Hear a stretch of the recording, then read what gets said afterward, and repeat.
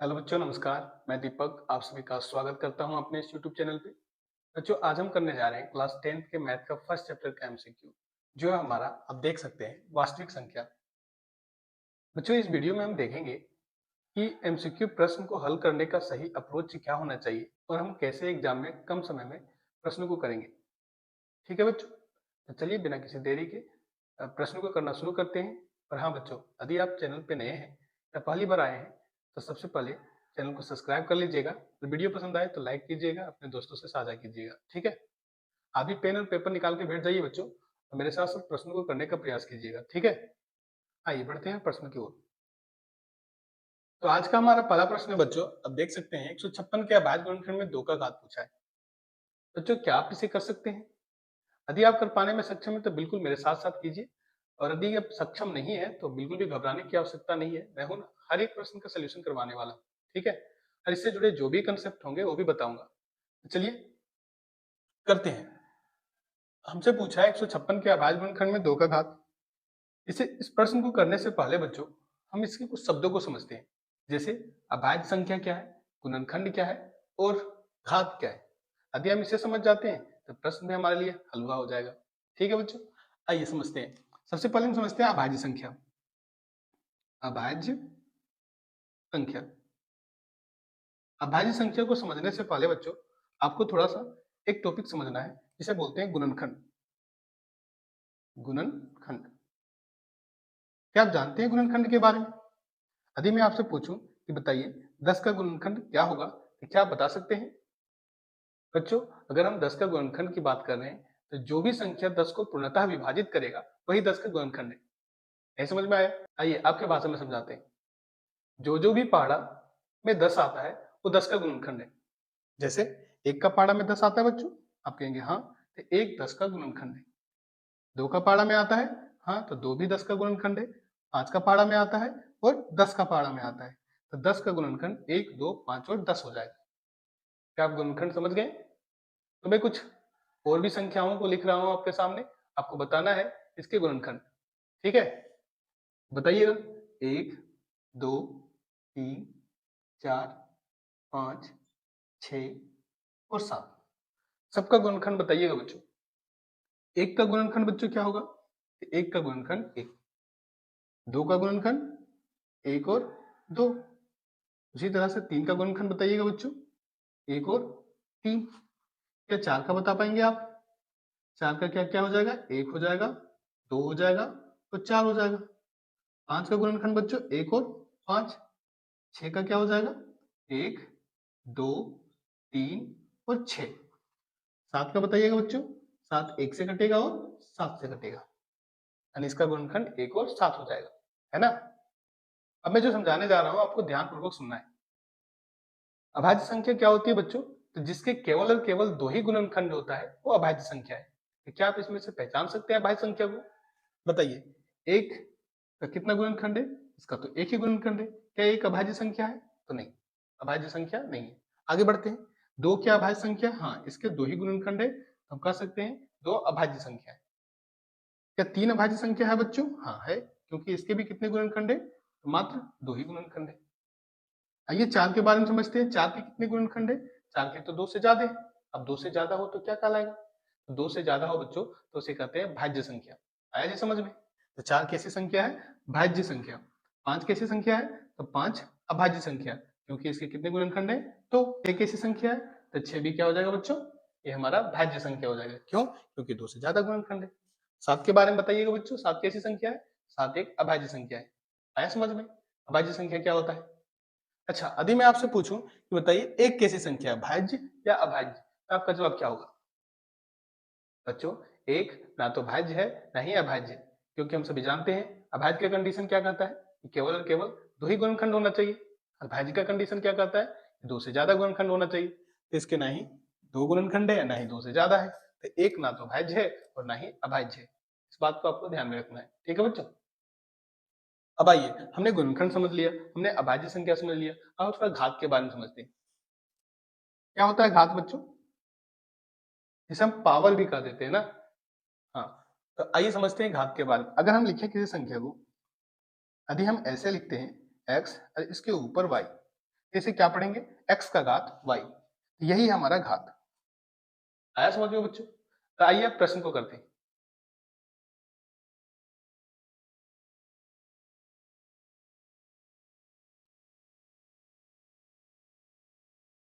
इसमें बोला है बच्चों कि 156 के अभाज्य गुणनखंड में 2 का घात। तो सबसे पहले हम 156 का अभाज्य गुणनखंड ले लेते हैं, है ना। तब इसे क्या करना है, अभाज्य संख्या से भागा देना है। अभाज्य संख्या के बारे में भी हमने बताया। कुछ अभाज्य संख्याओं को मैं आपके सामने लिख रहा हूं, ठीक है। जैसे 2 और बच्चों 3, फिर 5, 7, 11, 13, 17, 19, 22, इसी प्रकार से आगे भी है, ठीक है बच्चों। आइए हम भागा देते हैं इन अभाज्य संख्याओं से। सबसे पहले इससे भागा देते हैं 2 से। क्या 2 से कटेगा बच्चों? अब बड़ी समस्या है, 2 से कटेगा कि नहीं कटेगा, कैसे जाने हम? तो आइए इसका विभाज्यता नियम को समझते हैं। 2 का विभाज्यता नियम क्या करता है बच्चों, कि यदि किसी संख्या का यूनिट डिजिट, जिसे हम कहते हैं इकाई अंक, 0 हो, 2 हो, 4 हो, 6 हो या 8 हो, तो संख्या 2 से पूर्णतः विभाजित हो जाएगा, यानी पूरी पूरी कट जाएगा। देखते हैं क्या इसका यूनिट डिजिट, यूनिट मतलब इकाई अंक क्या 0, 2, 4, 6 या 8 के रूप का है? तब कहेंगे हाँ 6 के रूप का है ना बच्चों, ये 2 से पूर्णतः विभाजित होना चाहिए। आइए भाग लगा के देखते हैं। 2 से काटा, 2 सत्ती 14, बचा कितना, 1, 2 अट्ठी 16, कट गया। फिर 2 से हमने काटा, कितना बार में जाएगा बच्चों, 2 से काटा तो 2 तिया 6, बचा 1, 2 9 18। अब ये किससे कटेगा, 39। तो बच्चों आइए अब 3 का विभाज्यता नियम समझते हैं।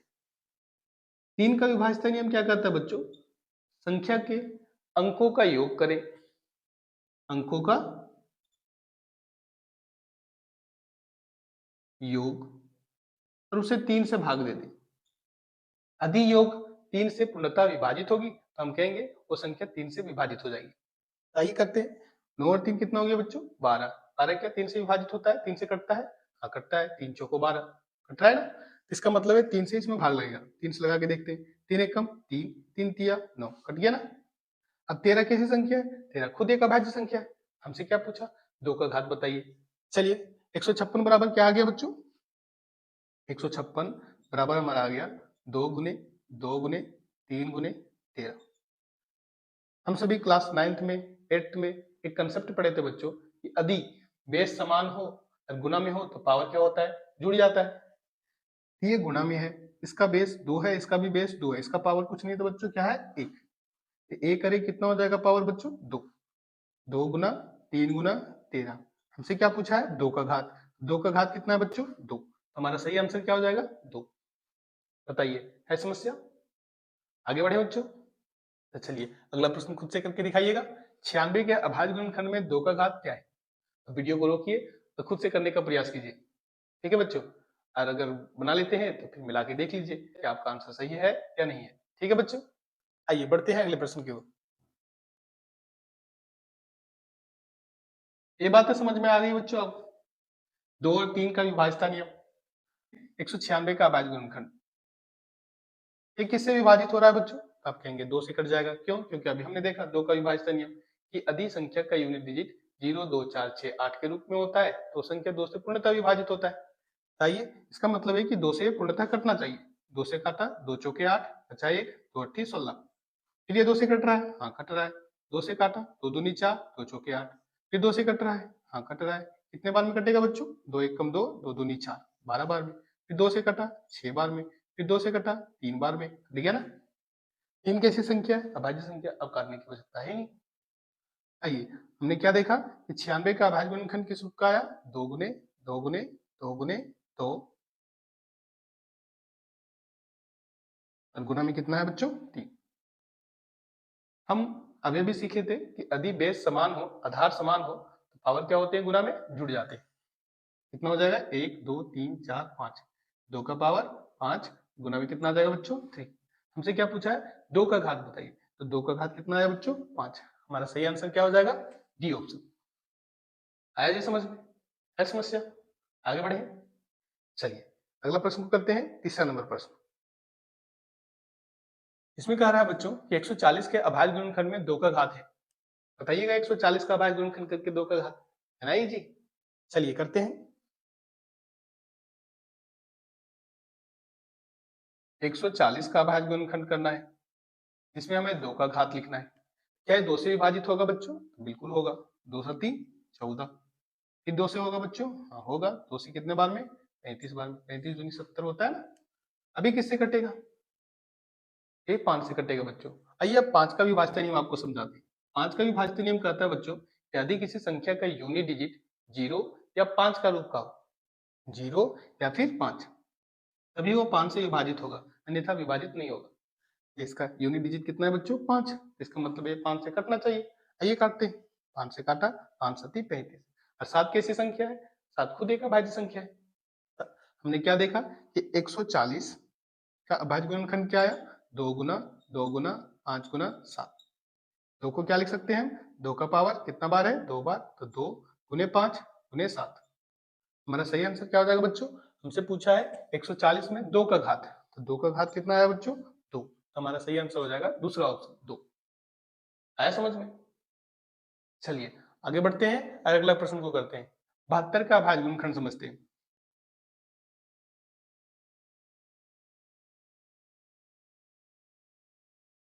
हाँ कहता है 72 का अभाज्य गुणनखंड है। आइए करते हैं 72 का अभाज्य गुणनखंड। 72 काटते हैं। 2 से काटा, कितने बार में कटेगा? 2 तिया 6, बचा 1, 2 छक्का 12।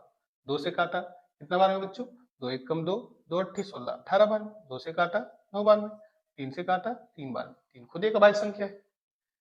फिर क्या आ गया? 72 बराबर बच्चों 72 का अभाज्य गुणनखंड आ गया 2 गुने 2 गुने 2 गुने 3 गुने 3। क्या इसमें से कोई ऑप्शन है? चेक करते हैं। 3 2 बार, 2 3 बार और 3 2 बार। तो हमारा सही आंसर क्या हो जाएगा बच्चों? तीसरा ऑप्शन हमारा सही आंसर हो जाएगा। आगे बढ़े।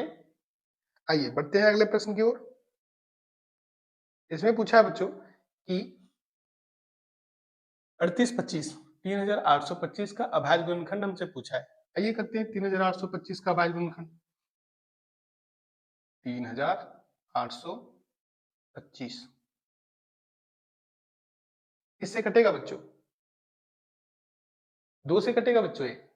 तब कहेंगे नहीं। क्यों नहीं कटेगा? क्योंकि इसका यूनिट डिजिट 0 2 4 6 8 के रूप का नहीं है। क्या ये 3 से कटेगा? आइए चेक कर लेते हैं।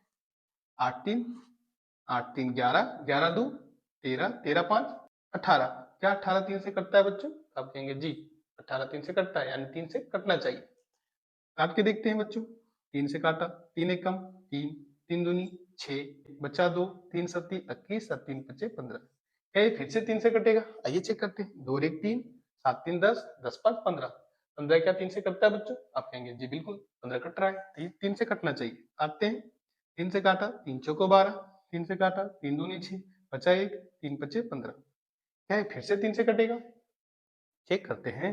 5 2 7 4 11, 11 क्या 3 से कटता है? आप कहेंगे नहीं, 11 3 से नहीं कटता है, ये 3 से विभाजित नहीं होगा। 5 से देखते हैं, 5 से कटेगा बच्चों ये? 5 का विभाज्य नियम क्या करता है? यदि संख्या का यूनिट डिजिट 0 या 5 के रूप का होता है तो संख्या 5 से कटता है। आइए काटते हैं 5 से। 5 से काटा बच्चों, 5 अट्ठी 40, बचा 2, 5 पचे 25। फिर ये 5 से कटेगा बच्चों। 5 से काटा, 5 से कम 5 3 5 सत्ती 35। 17 कैसी संख्या है? 17 खुद एक अभाज्य संख्या है। तो हमने क्या देखा? 38 25 का अभाज्य गुणनखंड 3 गुना 5 गुने 5 गुने 17। कौन सा आंसर हो जाएगा बच्चों? 38 25 का अभाज्य गुणनखंड डबल 3 डबल 5 17, यानी कि तीसरा ऑप्शन हमारा सही आंसर हो जाएगा, है ना बच्चों? तो आगे बढ़े। चलिए अगला प्रश्न की ओर बढ़ते हैं। अगला प्रश्न हमारा 6ठा नंबर प्रश्न। इसको मैं थोड़ा बड़ा कर देता हूं।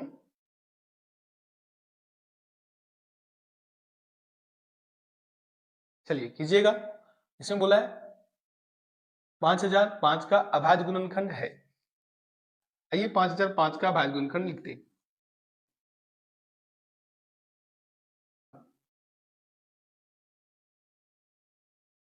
अब बताइएगा ये किससे विभाजित होगा? क्या ये 2 से कटेगा बच्चों? नहीं। 3 से कटेगा? 5 5 10, क्या कट रहा है? नहीं। क्या 5 से कटेगा? हाँ। 5 का विभाजित नियम हमने क्या बताया कि यूनिट डिजिट क्या होना चाहिए? 0 या 5 के रूप में। ये 5 है ना, तो 5 से कटना चाहिए। 5 एकम 5, 0 0, 5 एकम 5 कट गया। अभी किससे कटेगा, बड़ी समस्या है। 2 से भी नहीं कट रहा, 3 से भी नहीं कट रहा, 5 से भी नहीं कट रहा। अब उसके बाद हमारा आता है 7, ये 7 से कटेगा। चलिए चेक करते हैं, 1 0 0 1। 7 का विभाज्यता नियम कहता है कि यूनिट डिजिट यानी इकाई अंक को दोगुना करें, और दोगुना करने के बाद बाकी जो बचा है उसके साथ माइनस कर दें, और जो माइनस करने पर प्राप्त हुआ वो अगर 7 से विभाजित होगा तो पूरा संख्या भी 7 से विभाजित हो जाएगा। ये समझ में आया? आइए करके देखते हैं। क्या है हमारा संख्या 1 0 0 1। इसका यूनिट डिजिट क्या है बच्चों, 1। जो भी यूनिट डिजिट होगा उसका गुना 2 से करें, कितना आएगा, 2 एकम 2। गुणनफल कितना आया बच्चों, 2। अब जो गुणनफल आया बाकी जो बचा हुआ है उसके साथ माइनस कर दें। इसमें कितना घटा देना बच्चों, 2 एकम 2। ठीक है, आइए घटाते हैं, तो 2 माइनस कर देते हैं, तो 100 में से 2 गया, कितना बचेगा बच्चों, 98।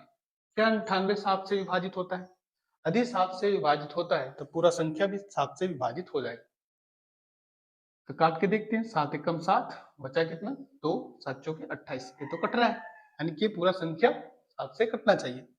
लगाते हैं भाग, 7 एकम 7, बचा 3, 0 उतरा, 7 चौके 28, 7 तिया 21। अब ये किससे कटेगा, ये भी बड़ी समस्या है।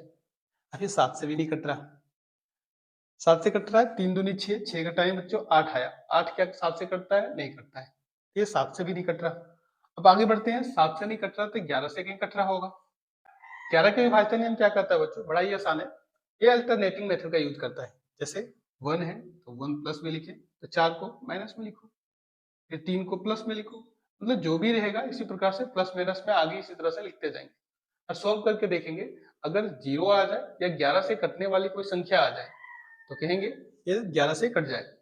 ठीक है, चेक करते हैं कितना आता है, कितना आ जाएगा बच्चों, ये 3 और 1 4 हो जाएगा, 4 में 4 गया तो 0 आ गया ना, 0।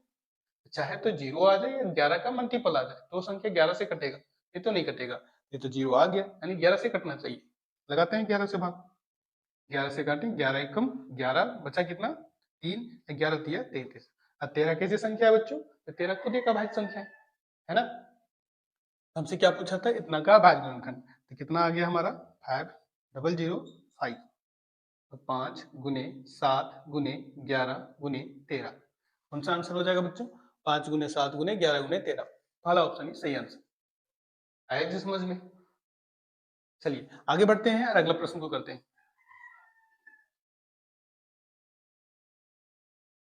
आइए अब अगला प्रश्न को करते हैं। अगला प्रश्न है हमारा बच्चों 74 29। 74 29 बच्चों, इस प्रकार के प्रश्न को आप यूनिट डिजिट से भी हल कर सकते हैं। यूनिट डिजिट समझते हैं ना, इकाई अंक, कैसे, आइए थोड़ा समझ लेते हैं। हमें लाना कितना है, इसका यूनिट डिजिट कितना बच्चों, 9, इकाई अंक 9। तो हम ऐसा करते हैं, गुना में सिर्फ यूनिट डिजिट का गुना करते हैं, यानी इकाई अंक का गुना करते हैं। चेक करते हैं, ये 7 है, 7 है, 7 7 कितना हो गया, 49। 49 का कितना यूनिट डिजिट, 9। अब 9 का गुना किससे करना है बच्चों, 3 से, तो 9 3 कितना हो गया, 27। 27 का 7, क्या ये 7 के बराबर है, नहीं, यानी कि पहला ऑप्शन तो हो ही नहीं सकता। आइए दूसरा ऑप्शन चेक करते हैं, 7 9 कितना हो गया, 63।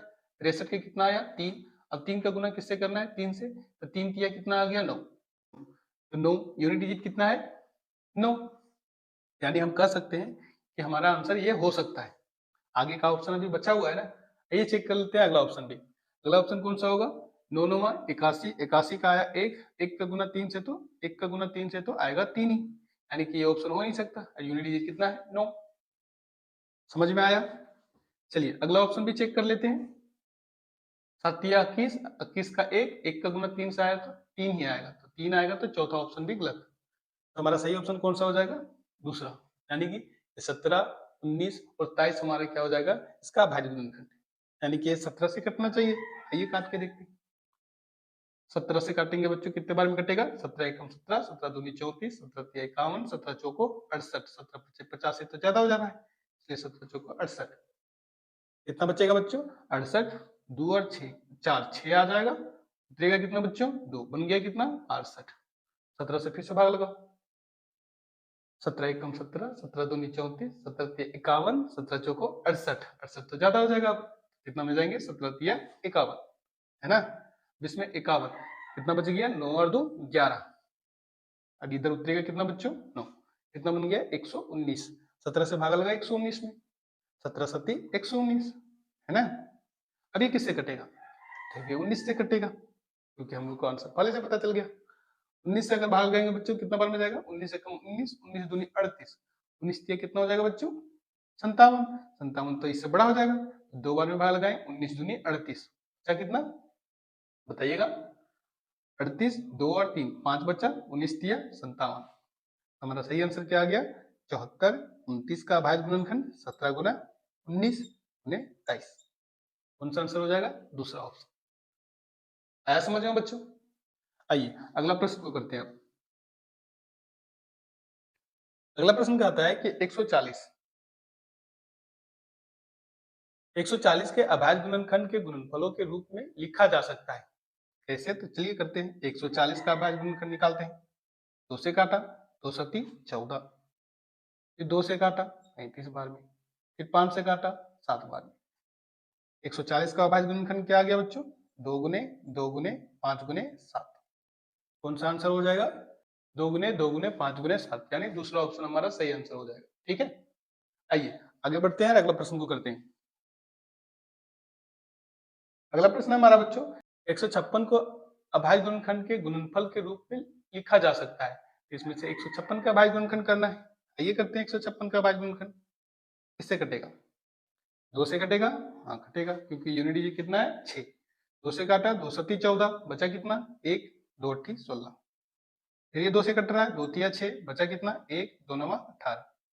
फिर किससे कटेगा बच्चों 3 से, 3 एकम 3, 3 तिया 2। 156 बराबर क्या आ गया 2 गुने 2 गुने 3 गुने 13। कौन सा हमारा सही आंसर है 2 गुने 2 गुने 3 गुने 13, हमारा चौथा ऑप्शन सही आंसर हो गया। ठीक है, आइए 120 का अभाज्य गुणनखंड करने बोल रहा है बच्चों। 120 का कीजिएगा 120। 2 से काटा 2 छक्के 12, 2 से काटा 30 बार में, 2 से काटा 15 बार में, 3 से काटा 5 बार। कौन सा आंसर हो जाएगा हमारा 120 बराबर क्या आ गया 2 गुने 2 गुने 2 गुने 3 गुने 5। बताइएगा आंसर कौन सा हो जाएगा, पहला ऑप्शन ही सही आंसर है, 2 गुने 2 गुने 2 गुने 3 गुने 5, है ना। आइए आगे बढ़ते हैं, अगला प्रश्न को करते हैं। ये भी हो गया हमारा 120 हो गया। अब बताइएगा 84 का अभाज्य गुणनखंड, क्या बच्चों आप कर पाएंगे 84 का अभाज्य गुणनखंड। चलिए मैं कर देता हूं। 2 से कटा 2 चौके 8, 2 दूनी 4, फिर 2 से कटा 2 दूनी 4, 2 एक कम 2, फिर 3 से काटा 3 सत्ती 21। आंसर क्या हो गया बच्चों 84 का अभाज्य गुणनखंड 2 गुने 2 गुने 3 गुने 7, 2 गुने 2 गुने 3 गुने 7, पहला ऑप्शन सही आंसर है। ठीक है बच्चों, आइए आगे बढ़ते हैं। 140 के कुल कितने अभाज्य गुणनखंड हैं, आपसे पूछते हैं 140 का कुल कितने अभाज्य गुणनखंड है। अभाज्य गुणनखंड तो करना ही है, लेकिन टोटल कितने अभाज्य गुणनखंड है ये देखना है हमें। चलिए करते हैं 140 का अभाज्य गुणनखंड। 2 से कटेगा बच्चों 2 सत्ती 14, 2 से काटा 35 बार में, 5 से काटा 7 बार में, कट गया ना। 140 का टोटल कितना अभाज्य गुणनखंड आया बच्चों 2 गुने 2 गुने 5 गुने 7, 1 2 3 4, हमारा सही आंसर क्या हो जाएगा 4, 4, तीसरा ऑप्शन सही आंसर हो जाएगा। ठीक है बच्चों, आइए अगला प्रश्न करते हैं। इसमें पूछा है कि 156 के कुल कितने अभाज्य गुणनखंड है। आइए उसे भी देख लेते हैं। 156 का अभाज्य गुणनखंड में 156, 2 से काटा 2 सत्ती 14, बचा कितना 1, 2 अट्ठी 16, फिर 2 से कट रहा है 2 तिया 6, बचा 1, 2 नमा 18, 3 से काटा 3 एक कम 3 और 3 तिया 9। 156 का अभाज्य गुणनखंड में कितने आया 2 गुने 2 गुने 3 गुने 13, 1 2 3 4, टोटल कितने अभाज्य गुणनखंड आए 4, तो हमारा सही आंसर क्या हो जाएगा 4। अब आपसे पूछ रहा है 5005 के अभाज्य गुणनखंड में गुणनखंडों की कुल संख्या बताइए। अभी हमने आपको बताया था ये प्रश्न, है ना बच्चों। तो कर लेते हैं फटाक से। 5005 भाग लगाते हैं 5 से, 5 से कम 5,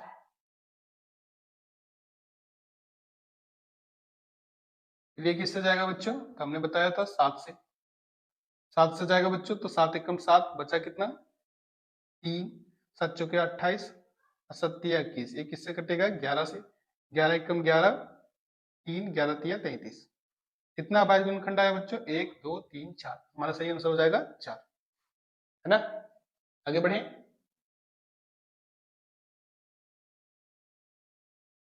बताइएगा 54 के अभाज्य गुणनखंड में गुणनखंडों की संख्या कितनी है? कीजिएगा जल्दी जल्दी। 54 का अभाज्य गुणनखंड करना है, करते हैं।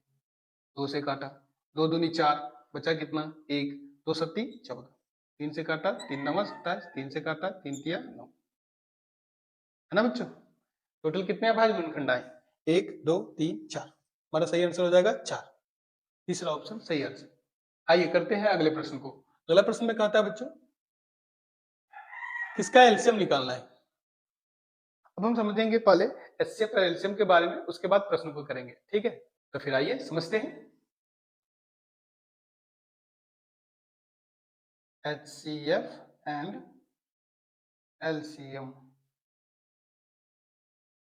आओ बच्चों इसे समझते हैं एक एग्जांपल के माध्यम से। हमें बच्चों ज्ञात करना है कि 840 और 180 का एचसीएफ एंड एलसीएम, है ना बच्चों? हम इसे निकालेंगे बच्चों अभाज्य गुणनखंड विधि द्वारा। तो सबसे पहले हमें अभाज्य गुणनखंड निकालना होगा प्रत्येक का। आइए सबसे पहले वही निकाल लेते हैं। 840 का अभाज्य गुणनखंड निकालेंगे। इससे कटेगा बच्चों, ये 2 से कट जाएगा ना। 2 से काटा, 2 चौके 8, 2 दूनी 4। ये 2 से कटा, 2 दूनी 4, 2 एक कम 2। फिर ये 2 से कटेगा कितना बार में बच्चों? 105 बार। फिर ये 3 से कटेगा, 3 तिया 9, बचा 1, 3 पचे 15। फिर ये 5 से कटेगा, 5 सत्ती 35। कट गया। अब उसी प्रकार से 180 का भी अभाज्य गुणनखंड लिख लेते हैं बच्चों। 180 2 से कट रहा है, 2 9 18। फिर 2 से कटेगा 45 बार में, 3 से कटेगा 15 बार में, 3 से कटेगा 3 पचे 15। ठीक है। अब दोनों का अभाज्य गुणनखंड को बारी बारी से लिख लेते हैं बच्चों। 840 का अभाज्य गुणनखंड क्या आया?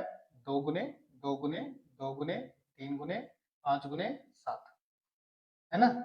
उसी प्रकार से 180 का अभाज्य गुणनखंड लिख लेते हैं। 180 का क्या आया बच्चों? 2 गुने 2 गुने 3 गुने 3 गुने 5। हमने लिख लिया। अब हमें समझना है बच्चों एचसीएफ और एलसीएम। अब मैं जो समझाने जा रहा हूँ आपको ध्यानपूर्वक समझना है, तभी आपको समझ में आएगा, ठीक है? सबसे पहले सीखेंगे बच्चों हम एचसीएफ। एचसीएफ इसका फुल फॉर्म होता है हाईएस्ट कॉमन फैक्टर। ये जो फैक्टर आया हुआ है बच्चों, ये जो गुणनखंड आया हुआ है बच्चों, हमें क्या करना है, इसमें हमें देखना है बच्चों कि अधिक से अधिक क्या कॉमन आ रहा है। कॉमन मतलब समझते हैं ना बच्चों, जो दोनों में हो, उभयनिष्ठ हो। तो देखते हैं बच्चों क्या आता है कॉमन। ये 2 दोनों के पास है, 2 एक बाहर आ गया। यहाँ भी 2 मिल रहा है बच्चों, 2 एक और 2 बाहर आया। और कुछ बच्चों जो कॉमन है, जो दोनों में है, ये 3 देखिएगा बच्चों, 3 दोनों के पास है, 3 एक और 3 बाहर आ गया। ठीक है। और कुछ कॉमन आ सकता है बच्चों जो दोनों के पास है, ये देखिए 5, 5 दोनों में है तो 5 एक बाहर आ गया। और कुछ, अब कुछ नहीं है जो दोनों में है ना बच्चों? तो हमारा जो एचसीएफ होगा इसी का गुणनफल होगा। चलिए गुणा करते हैं। 5 दूनी 10 दूनी 20 या 60। हमारा एचसीएफ कितना आ गया बच्चों? 60। बताइए, है ना साहब? आइए अब हमने एचसीएफ को समझ लिया, आइए एलसीएम को भी समझ लेते हैं। एलसीएम इसका फुल फॉर्म होता है लीस्ट कॉमन मल्टीपल, है ना बच्चों? आइए एलसीएम को सीखते हैं, कैसे निकालते हैं एलसीएम। बच्चों एलसीएम निकालने से पहले आपको इसके अभाज्य गुणनखंड को ध्यानपूर्वक देखना है। ये जो अभाज्य गुणनखंड हमने निकाला है ना बच्चों, इसी को ध्यानपूर्वक देखना है। और इसमें देखना है और देखकर प्रत्येक संख्याओं को लिख लेना है जो इसमें आया हुआ है। कौन कौन सा संख्या आया हुआ बच्चों? 2 3 5 7। इसके अलावा कोई संख्या नहीं। कौन कौन सा संख्या आया हुआ बच्चों? 2 3 5 और 7, है ना? अब हमें ध्यानपूर्वक देखना है दोनों के अभाज्य गुणनखंड में कि 2 का रिपीटेशन अधिक बार किसमें हुआ है। इसमें देखिएगा बच्चों 1 2 3, 2 का घात कितना बन रहा है? 3, यानी 2 कितना बार रिपीट किया है? 3 बार। और इसमें देखिएगा बच्चों, इसमें कितना बार किया है, 1 2, इसमें 2 ही बार है, तो हमें अधिक वाला लिख लेना है। अधिक कितना है, 1 2 3 बार, तो हमें 3 बार लिखना है बच्चों, 1 2 है ना साहब। चलिए 2 का काम हो गया, अब हमें करना है 3 का काम। सेम उसी प्रकार से दोहराना है बच्चों।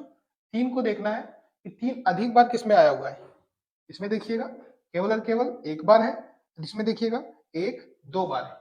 हमें कितना बार लिखना है बच्चों, अधिक वाला, 3 का पावर 2 यानी कि 3 गुणे 3, है ना। अब आइए 5 को भी चेक कर लेते हैं। 5 अधिक बार किसमें है बच्चों, इसमें 1 बार है, इसमें इसमें भी 1 बार है, तो दोनों में इक्वल है ना, तो 5 को कितना बार लिखेंगे, 1 बार। आइए 7 को भी देख लेते हैं। 7 बच्चों ध्यानपूर्वक देखिएगा, 7 कहाँ है बच्चों, इसमें 1 बार है और इसमें 0 बार है, मतलब है ही नहीं। तो कितना बार लिखना है हमें बच्चों, ज्यादा बार, यानी कि 1 बार लिखना है। अब जो इसका गुणनफल होगा बच्चों, वही हमारा एलसीएम होगा, है ना ये जी। तो चलिए गुना करके देखते हैं क्या आता है बच्चों। 5 दूनी 10 दूनी 20 दूनी 40, 40 दिया, 4 दिया 12, 120, 120 दिया, 12 दिया 36, 360, और 360 सत्ती कितना हो जाएगा बच्चों। आइए गुना कर लेते हैं। 360 का 7 से, 7 छक 42 के 2, हाथ में आया 4, 7 दिया 21, 21 और 4 कितना हो गया बच्चों, 25। हमारा आंसर आ गया 25 20। उम्मीद करते हैं बच्चों आपको एचसीएफ और एलसीएम समझ में आया है। यदि आपको समझ में आ गया बच्चों, तो बच्चों आगे आने वाला जितना भी प्रश्न है जो एचसीएफ और एलसीएम से रिलेटेड होगा, आप उसे कर पाने में सक्षम होंगे। और यदि आपको समझ में नहीं आया है तो वीडियो को वापस बैक कीजिए और देखिए, समझिए, फिर से आगे बढ़ जाइए, ठीक है। तो चलिए आगे प्रश्नों को करते हैं। हाँ बच्चों, हमारा प्रश्न कहता है कि 2 के पावर 3 गुने 3 गुने 5 और 2 के पावर 4 गुने 5 गुने 7 का एलसीएम बताना है। क्या बता पाएंगे बच्चों। हाँ, दो संख्याओं का गुणनखंड किस प्रकार से लिखा गया है, 2 के पावर 3 गुने 3 गुने 5। और दूसरा संख्या का जो गुणनखंड है बच्चों, वो कैसे लिखा गया है, 2 के पावर 4 गुने 5 गुने 7। आपको क्या निकालने बोला है, एलसीएम। क्या बच्चों आप एलसीएम को निकाल सकते हैं। मैंने आपको क्या बताया था, कैसे निकाला जाता है एलसीएम। हमें अधिक बार, जिसका रिपीटेशन ज्यादा बार यानी कि जिसका पावर ज्यादा हो, उसको लिखना है, कम वाला को छोड़ देना है ना। तो देखते हैं यहाँ 2 यहाँ 3 बार आया हुआ है, यहाँ 4 बार आया हुआ है, तो किसको लिखेंगे बच्चों, 2 का पावर 4 है, 2 का पावर 3, 2 को 4 बार लिखेंगे, ज्यादा बार लिखना है ना बच्चों। तो 2 का पावर 4 मतलब 2 गुने 2 गुने 2 गुने 2, हमने 4 बार लिख दिया, है ना।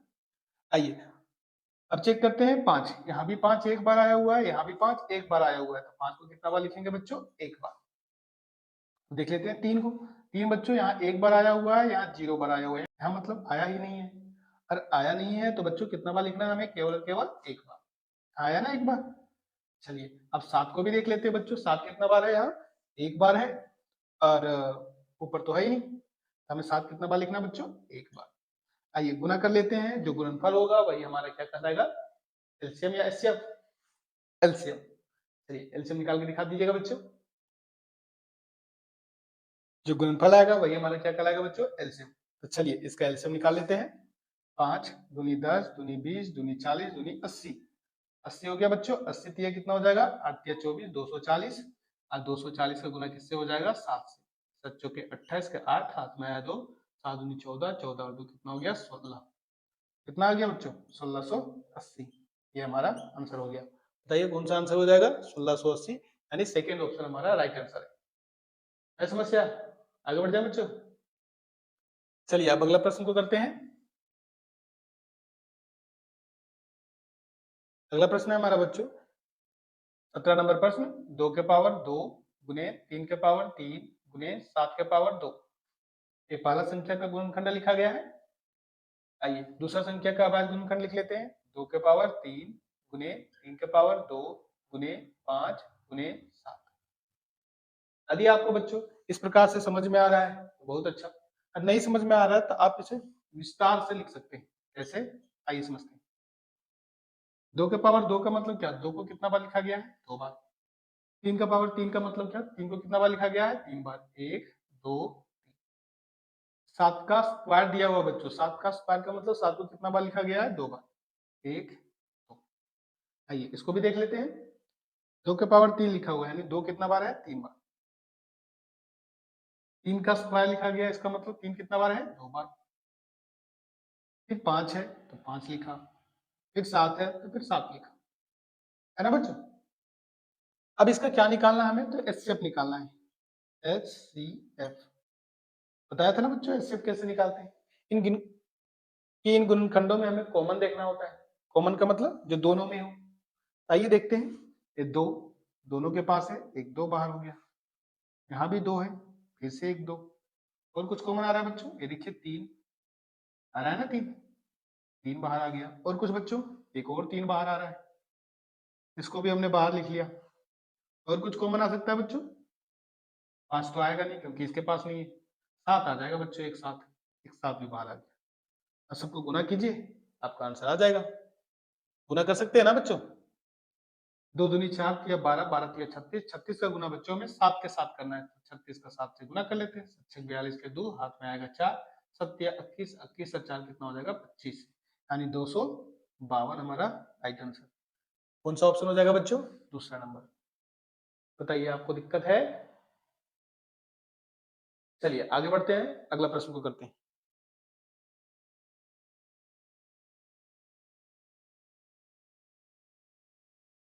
तो अगला प्रश्न है हमारा बच्चों, 72 इज इक्वल टू 2 के पावर x गुना 3 के पावर y, और x माइनस y का मान पूछा है, यानी कि दोनों का पावर, 2 और 3 का जो भी पावर आया हुआ है उसकी पावर को हमें क्या कर देना है? घटा देना है, जो आएगा वही हमारा आंसर होगा। चलिए करते हैं। इसको बनाने के लिए सबसे पहले हमें क्या करना होगा? 72 का अभाज्य गुणनखंड। आइए करते हैं। 2 से कटेगा बच्चों, 2 तिया 6 बचा 1, 2 छके 12, 36 बार में। 2 से कटा 18 बार में, 2 से कटा 9 बार में, 3 से कटा 3 बार में। ठीक है ना? हाँ, तो प्रश्न में क्या कह रहा था बच्चों कि 72 बराबर है 2 के पावर x गुने 3 का पावर y, और हमने क्या लिखा? 72 इज इक्वल टू 2 कितना बार? 1 2 3 बार, यानी 2 के पावर 3 गुने 3 कितना बार बच्चों? 2 बार, तो 3 का पावर 2।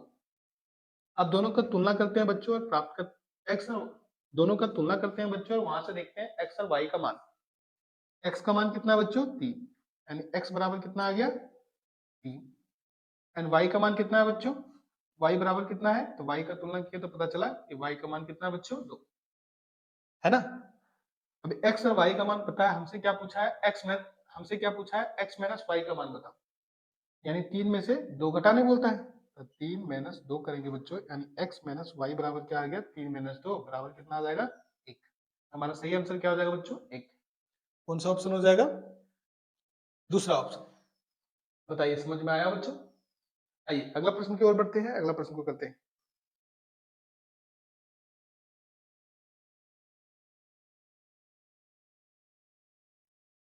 चलिए अगला प्रश्न को करते हैं बच्चों। अगला प्रश्न है हमारा 120 बराबर दे दिया है 2 का पावर x गुने 3 का पावर 1 गुने 5 का पावर 1। हमसे पूछता है कि ये जो x है, x का क्या मान है? क्या आप बता सकते हैं बच्चों? क्या पूछा है? x का मान पूछा है। इसको बनाने के लिए बच्चों हमें सबसे पहले 120 का तो अभाज्य गुणनखंड करना होगा। करते हैं। 120 2 से काटा बच्चों 60 बार में, 2 से 30 बार में, 2 से 15 बार में, 3 से 5 बार में। ठीक है ना? अब जो भी अभाज्य गुणनखंड आया है उसको हम लिख लेते हैं। 20 बराबर 120 बराबर क्या आ गया बच्चों? 2 कितना बार? 3 बार, तो 2 का पावर 3, 3 कितना बार? 1 बार, 3 का पावर 1, 5 कितना बार? 1 बार, 5 का पावर 1। हमें तो लिखना है क्या? हमें तो x का मान लिखना है। x किसके बराबर है बच्चों? x बराबर है 3, यानी x का मान क्या हो गया? 3। कौन सा आंसर हो जाएगा बच्चों? x का मान 3, यानी तीसरा ऑप्शन हमारा सही आंसर हो जाएगा। आया जी समझ में? आगे बढ़े। चलिए बताइएगा कि 96 इक्वल टू 2 का पावर x गुने 3 का पावर y, तो x प्लस y का मान क्या होगा? फिर हमें क्या करना होगा? 96 का अभाज्य गुणनखंड, तभी तो निकाल पाएंगे बच्चों। दे क्या रखा है? 96 इक्वल टू 2 का पावर x गुने 3 का पावर y। हमसे पूछा है x प्लस y बराबर क्या होगा? आइए सबसे पहले हम 96 का अभाज्य गुणनखंड निकाल लेते हैं। 2 से कटेगा, 2 अट्ठी, 2 चौके 8, बचा कितना? 1, 2 अट्ठी 16, फिर 2 से कटेगा 24 बार में, फिर 2 से कटेगा 12 बार में, 2 से कटेगा 6 बार में, फिर 2 से कटेगा 3 बार में, है ना? आइए 96 बराबर क्या आया उसको लिख लेते हैं। 2 कितना बार आया बच्चों? 1 2 3 4 बार, 5 बार हमने लिख दिया 2 के पावर 5। 3 कितना बार आया बच्चों? 1 बार हमने लिख दिया 3 के पावर 1। दोनों का तुलना करते हैं, इससे पता चला कि x का मान कितना है 5 एंड y का मान कितना है बच्चों? y का मान 1 है ना। हमें बोलता है x प्लस वाई का मान बताओ, क्या हो जाएगा? 5 प्लस 1 बराबर कितना हो जाएगा बच्चों? 6। हमारा सही आंसर क्या हो जाएगा? 6। कौन सा ऑप्शन हो जाएगा? दूसरा। बताइए, है समस्या बच्चों? चलिए आगे बढ़ते हैं, अगला प्रश्न को करते हैं। इसमें बोला बच्चों कि अभाज्य गुणनखंड 2 के पावर 5 गुने 3 द्वारा प्रदर्शित संख्या कौन सा है? आइए देखते हैं। 2 के पावर 5 गुने 3 होता है बच्चों कि ये जो 2 के पावर 5 है गुने 3 है, एक किस संख्या को प्रदर्शित कर रहा है, मतलब कौन सा संख्या का अभाज्य गुणनखंड है। आइए चेक कर लेते हैं। 2 का पावर 5 का मतलब क्या बच्चों? इसका मतलब है 2 कितना बार लिखा गया है? 5 बार। और 3 कितना बार लिखा गया है? 1 बार। गुना करते हैं, देखते हैं कौन सा संख्या आता है। 2 दूनी 4 दूनी 8 दूनी 16 दूनी 32। 32 दिया कितना हो जाएगा बच्चों? 32 दिया 96। कौन सा आंसर हो जाएगा बच्चों? दूसरा ऑप्शन। क्या आ जाएगा बच्चों? 96। तो यही हमारा आंसर हो जाएगा। बताइए कहाँ दिक्कत है? बढ़ जाए अगला प्रश्न की ओर। ये करते हैं अगला प्रश्न को। अगला प्रश्न है बच्चों कि 72 के अभाज्य गुणनखंड के प्रत्येक संख्या के घात का गुणनफल है। इसके लिए तो हमें 72 का पहले अभाज्य गुणनखंड करना होगा। आओ ना करते हैं 72 का अभाज्य गुणनखंड। फिर प्रश्न को देखते हैं। 2 से काटा, 2 तिया 6 बचा 1, 2 छक्के 12, फिर 2 से कटा 18 बार में, 2 से कटा 9 बार में, फिर 3 से कटा बच्चों 3 तिया 9 बार। कट गया ना। आइए हमने इसे काट लिया। अब यहाँ हमसे क्या कह रहा है कि 72 के अभाज्य गुणनखंड के प्रत्येक संख्या। यहाँ जो संख्या आया हुआ गुणनखंड में तो दो ही तरह का संख्या दिख रहा है, एक तो 2 दिख रहा है हमें और एक 3, है ना बच्चों। अब इसके घातों को लिख लेते हैं। 1 2 3, 2 का घात कितना है? 3, और 3 का घात कितना है बच्चों? 2, यानी 2 बार आया है। 3 का घात कितना हो गया? 2। हमसे पूछा है 72 के अभाज्य गुणनखंड के प्रत्येक संख्या के घात का गुणनफल बताओ। तो प्रत्येक संख्या यानी संख्या तो दो ही प्रकार की है, इसके घात जो आया हुआ है उसका गुणनफल बताओ।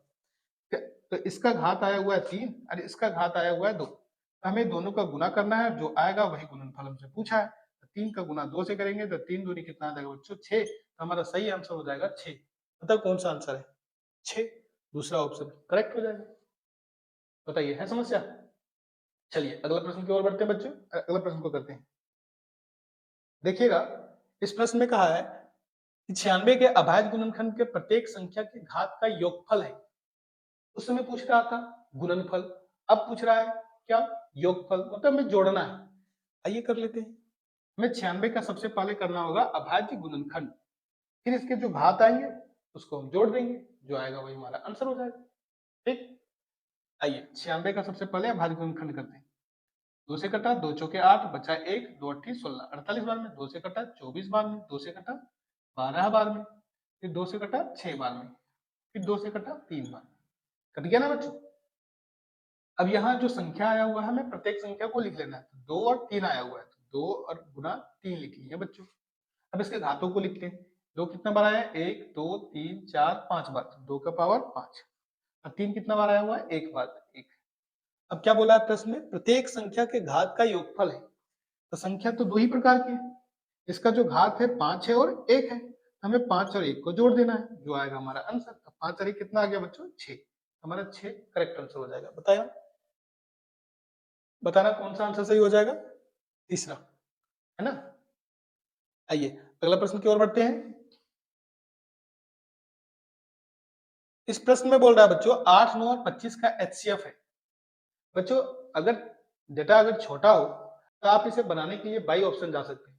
जैसे देखिएगा बच्चों, 8 9 और 25 एचसीएफ ने पूछा है। एचसीएफ का फुल फॉर्म में क्या लिखा था? Highest common factor. मतलब इसमें से हमें देखना है वह बड़ी से बड़ी संख्या जो 8 9 और 25 को पूर्णतः विभाजित कर दे। तो देखते हैं, बड़ी से बड़ी संख्या चेक करना है तो आइए सबसे पहले बड़ा वाला ऑप्शन चुनते हैं। बड़ा ऑप्शन कौन है बच्चों? 3। क्या 3 से सभी संख्याएं विभाजित हो जा रही है? तो 3 से सिर्फ 9 को विभाजित होती है, यानी 9 कटती है। 8 और 25 कटता है क्या? नहीं। इसका मतलब है इसका एचसीएफ 4 हो ही नहीं सकता। अब आइए 2 को चेक कर लेते हैं, क्योंकि इसके बाद तो यही है बड़ी। तो 2 से देखते हैं, 2 से 8 कटेगा बच्चों, 9 नहीं कट रहा, 25 नहीं कट रहा, यानी इसका एचसीएफ 2 भी नहीं हो सकता। 1 को चेक करते हैं, 1 से बच्चों 8 भी कट रहा है, 9 भी कट रहा है और 25 भी कट रहा है। हमारा सही ऑप्शन क्या होना चाहिए? तीसरा। आइए एक बार इसे बना के भी देख लेते हैं। 8, 9 और हमारा एक और है 25। सबका भाज्य गुणनखंड लेते हैं बच्चों। 2 से कटेगा, 2 चौके 8, 2 से कटेगा, 2 दूनी 4, ये 3 से कटेगा बच्चों, 3 तिया 9, ये 5 से कटेगा, 5 पच्चे 25। हमसे क्या पूछा है बच्चों? एचसीएफ। एचसीएफ में क्या लिखना होता है बच्चों? कॉमन, जो सभी में आए। तो बताइए इसमें से कोई ऐसी संख्या है जो सभी में है बच्चों? तो आप कहेंगे बिल्कुल नहीं, इसमें से कोई ऐसी संख्या नहीं है जो उभयनिष्ठ है, यानी कि कॉमन है, जो तीनों में है। अब क्या करें बच्चों? समस्या हो गया। तो घबराने की बिल्कुल भी जरूरत नहीं है बच्चों। तो बच्चों इस स्थिति में आपको याद रखना है कि अभी कुछ भी कॉमन ना आए तो इसका एचसीएफ क्या होता है? 1। अब क्यों ऐसा करते हैं बच्चों? क्योंकि हम सभी जानते हैं एक ऐसी संख्या है जो सबको विभाजित करती है ना? एक जो है 8, 9 और 25 तीनों को विभाजित करती है। तो बड़ी से बड़ी संख्या हमारा एक ही है जो तीनों को विभाजित करती है। ठीक, चलिए इस प्रश्न को देख लिया बच्चों आपने। अब इस प्रश्न को करते हैं। 6, 72, 120 का एलसीएम क्या होगा?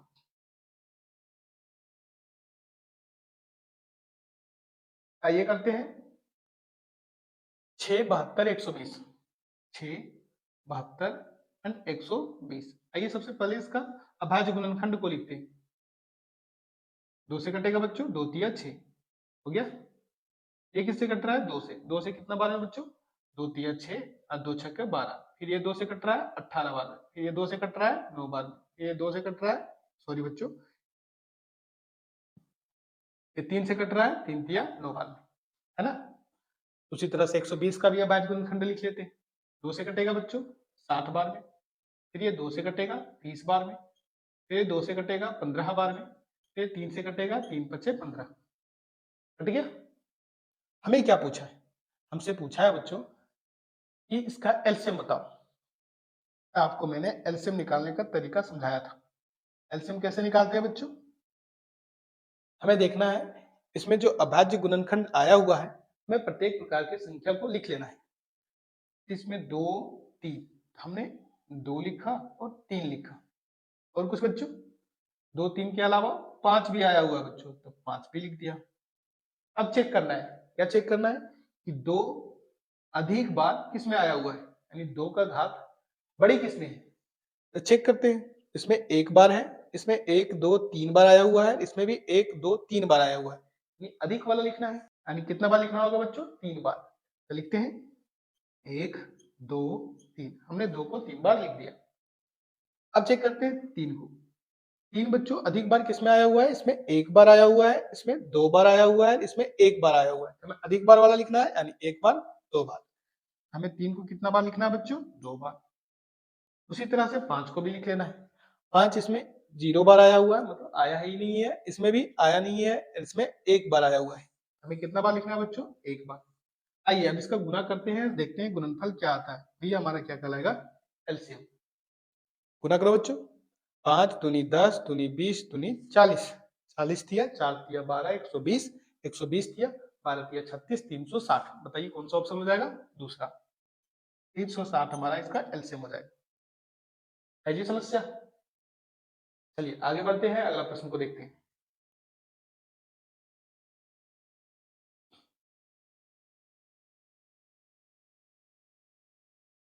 अगला प्रश्न है बच्चों संख्याओं 18, 12 का एचसीएफ बताओ। हमने अभी बताया था पाई ऑप्शन कैसे बनाते हैं। हमें देखना है बड़ी से बड़ी संख्या इसमें से जो 18 और 12 को विभाजित करता हो, पूर्णतः विभाजित करता हो। तो 12 इसमें सबसे बड़ी है, तो 12 से 12 तो विभाजित हो जाएगी, लेकिन 18 होगा क्या? नहीं। तो 12 तो ऑप्शन हो ही नहीं सकता। इससे बड़ा फिर कौन है बच्चों? इसके बाद बड़ा कौन है बच्चों? 6। तो 6 से देखते हैं, 6 से 18 कट रहा है, 12 भी कट रहा है, तो हाँ ऑप्शन दूसरा हमारा बिल्कुल सही होगा। आप इसे बना भी सकते हैं बच्चों, ये बनाकर भी देखते हैं। 18 और 12, 2 से कटा 2 नमा 18, 3 से कटा 3 तिया 9, 2 से कटा 2 छके 12, 3 से कटा 3 दूनी 6। कट गया ना। हमें क्या निकालना है, HCF। HCF हमें क्या करना है बच्चों, इनके जो फैक्टर आया हुआ है, इनका जो गुणनखंड है उसमें हमें कॉमन लेना है। लेते हैं कॉमन, 2 यहाँ भी है, 2 यहाँ भी है, 1 2 बाहर आ गया बच्चों, है ना। 3 यहाँ भी है, 3 यहाँ भी है, तो 1 3 बाहर आ गया बच्चों। ये बाहर नहीं आएगा, क्यों नहीं आएगा, क्योंकि ये कॉमन है ही नहीं। गुना करते हैं, देखते हैं कितना आता है, 3 दूनी 6। मैंने आपको यही तो बताया, इसका एचसीएफ कितना है, 6। कौन सा ऑप्शन हो जाएगा, दूसरा नंबर ऑप्शन। उसी तरह से पूछा है बच्चों 26 और 91 का एचसीएफ क्या होगा। चलिए बताइएगा इसे बाई ऑप्शन, आप ऑप्शन देखकर कैसे हल कीजिएगा। अब कुछ 26 और 91 का एचसीएफ पूछा है, इसमें हमें बड़ी से बड़ी संख्या देखना है जो 26 से 91 को पूर्णतः विभाजित करता है। इसमें सबसे बड़ी कौन, 14। तो 14 से क्या दोनों संख्याएं कटती है, आप कहेंगे नहीं, क्योंकि 14 से नहीं कट रहा है। तो चलिए अगला ऑप्शन की ओर बढ़ते हैं। अगला ऑप्शन है हमारा 13। 13 से क्या दोनों संख्याएं कट रही है, अब बोलेंगे हाँ 13 से, 13 दूनी 26 और 13 से 91, यानी पहला ऑप्शन बिल्कुल राइट आंसर। आया बच्चों समझ में। क्या आपके लिए प्रश्न को मैं छोड़ दूं, कर लीजिएगा आप। चलिए मैं छोड़ देता हूं बच्चों, आप कीजिएगा इसे, ठीक है। आइए अगला प्रश्न की ओर बढ़ते हैं। 92 और 510 का एचसीएफ आपसे पूछा है, मतलब मैं बड़ी से बड़ी संख्या देखना है जो 92 और 510 को पूर्णतः विभाजित करता है। इसमें बताइएगा सबसे बड़ी कौन, सबसे बड़ी है 85।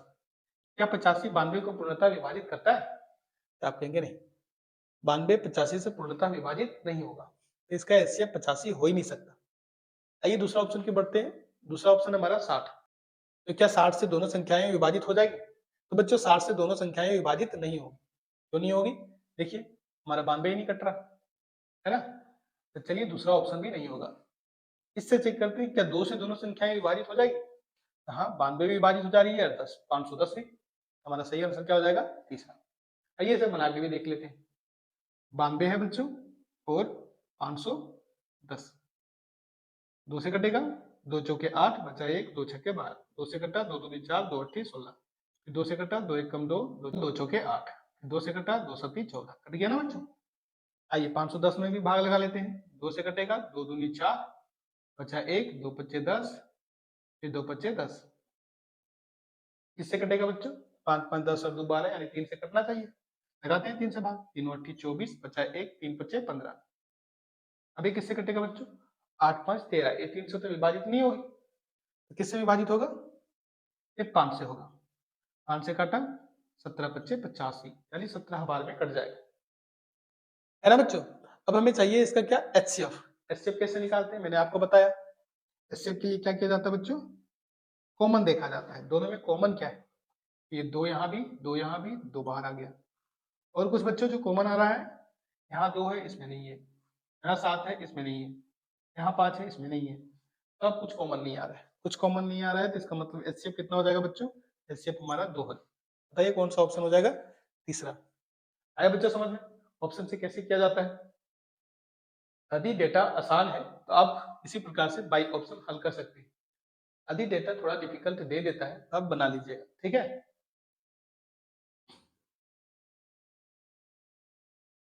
आइए अगला प्रश्न को करते हैं। 6 और 20 का एचसीएफ बताइए। इस प्रश्न को करने के लिए पेन चलाइएगा बच्चों, फिर मेरा पढ़ाना ही बेकार हो जाएगा। बताइएगा 6 और 20 का एचसीएफ क्या होगा। इसमें बड़ी से बड़ी संख्या देखना है जो 6 और 20 को पूर्णतः विभाजित हो जाएगा।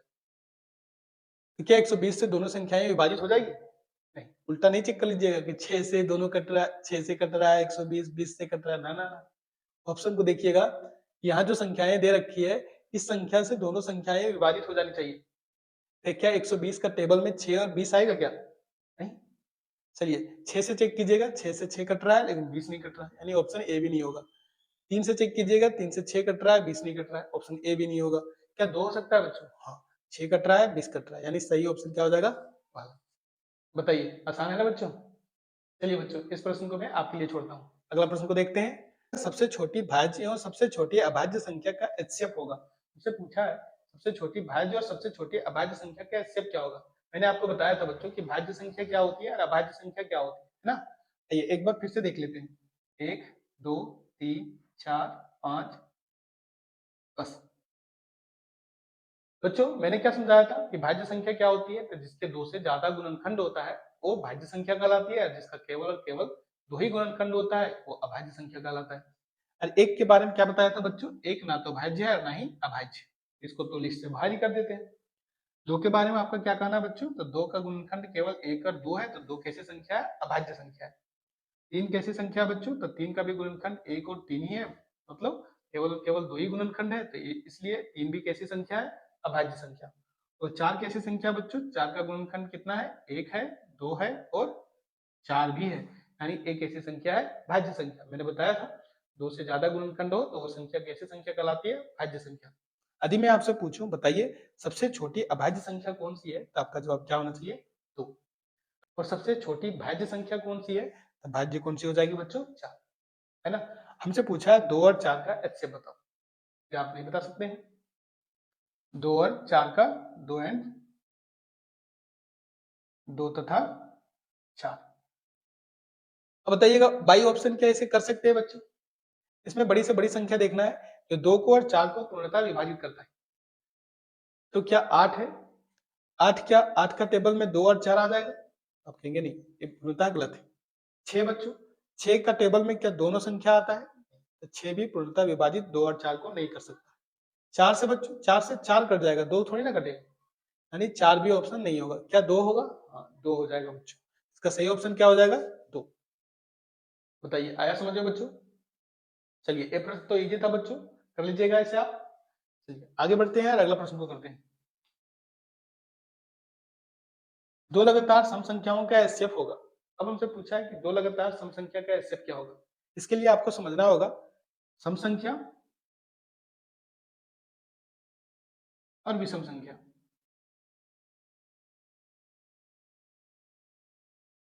आइए बच्चों इसे समझ लेते हैं, क्या होता है सम संख्या। तो जो संख्या दो से पूर्णतः विभाजित होता है बच्चों वो सम संख्या कहलाता है, जो संख्या दो से पूर्णतः विभाजित नहीं होता है वो विषम संख्या कहलाता है ना जी। हमने क्या बताया, जो दो से पूर्णतः विभाजित हो जाता है उसे हम कहते हैं सम संख्या, और जो दो से पूर्णतः विभाजित नहीं होता है उसे हम कहते हैं विषम संख्या, है ना बच्चों। चलिए लेकिन हमसे प्रश्न में क्या पूछा है कि दो लगातार सम संख्याओं का एचसीएफ क्या होगा, हमें सम संख्या देखना है। तो बताइए दो लगातार, तो चलिए दो को ही लिख लेते हैं, दो कैसी संख्या है, सम संख्या, क्योंकि दो से पूर्णतः विभाजित होती है। उसके बाद आने वाला सम संख्या कौन सा है, तीन तो विषम होगा क्योंकि दो से नहीं कटता है। उसके बाद आने वाला संख्या कौन सा है, चार। तो दो और चार का क्या आप एचसीएफ बता सकते हैं, अभी अभी हमने निकाला था बच्चों, कितना आया था, तो दो और चार का एचसीएफ बच्चों कितना आया था, दो। तो हमारा सही आंसर क्या हो जाएगा बच्चों, दो, है ना, यानी तीसरा ऑप्शन हमारा सही आंसर हो जाएगा।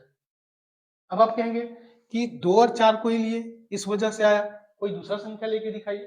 चलिए मैं आपके संतुष्टि के लिए दूसरा एग्जाम्पल भी ले लेता हूँ। बच्चों दस, दस कैसी संख्या है, सम संख्या।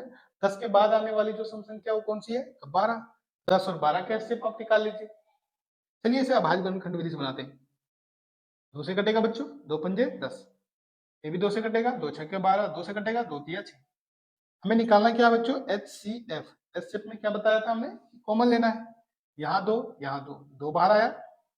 और कुछ कॉमन आ सकता है बच्चों, आप कहेंगे नहीं, हमारा एच कितना आया, तो ही तो आया। आया जी समझ में, इस प्रकार से बनाया जाता है बच्चों, ठीक है। ऐसे प्रश्नों को तो आप बाई ऑप्शन उड़ा सकते हैं, पेन उठाने की भी जरूरत नहीं है। चलिए आगे बढ़ते हैं, अगला प्रश्न को करते हैं।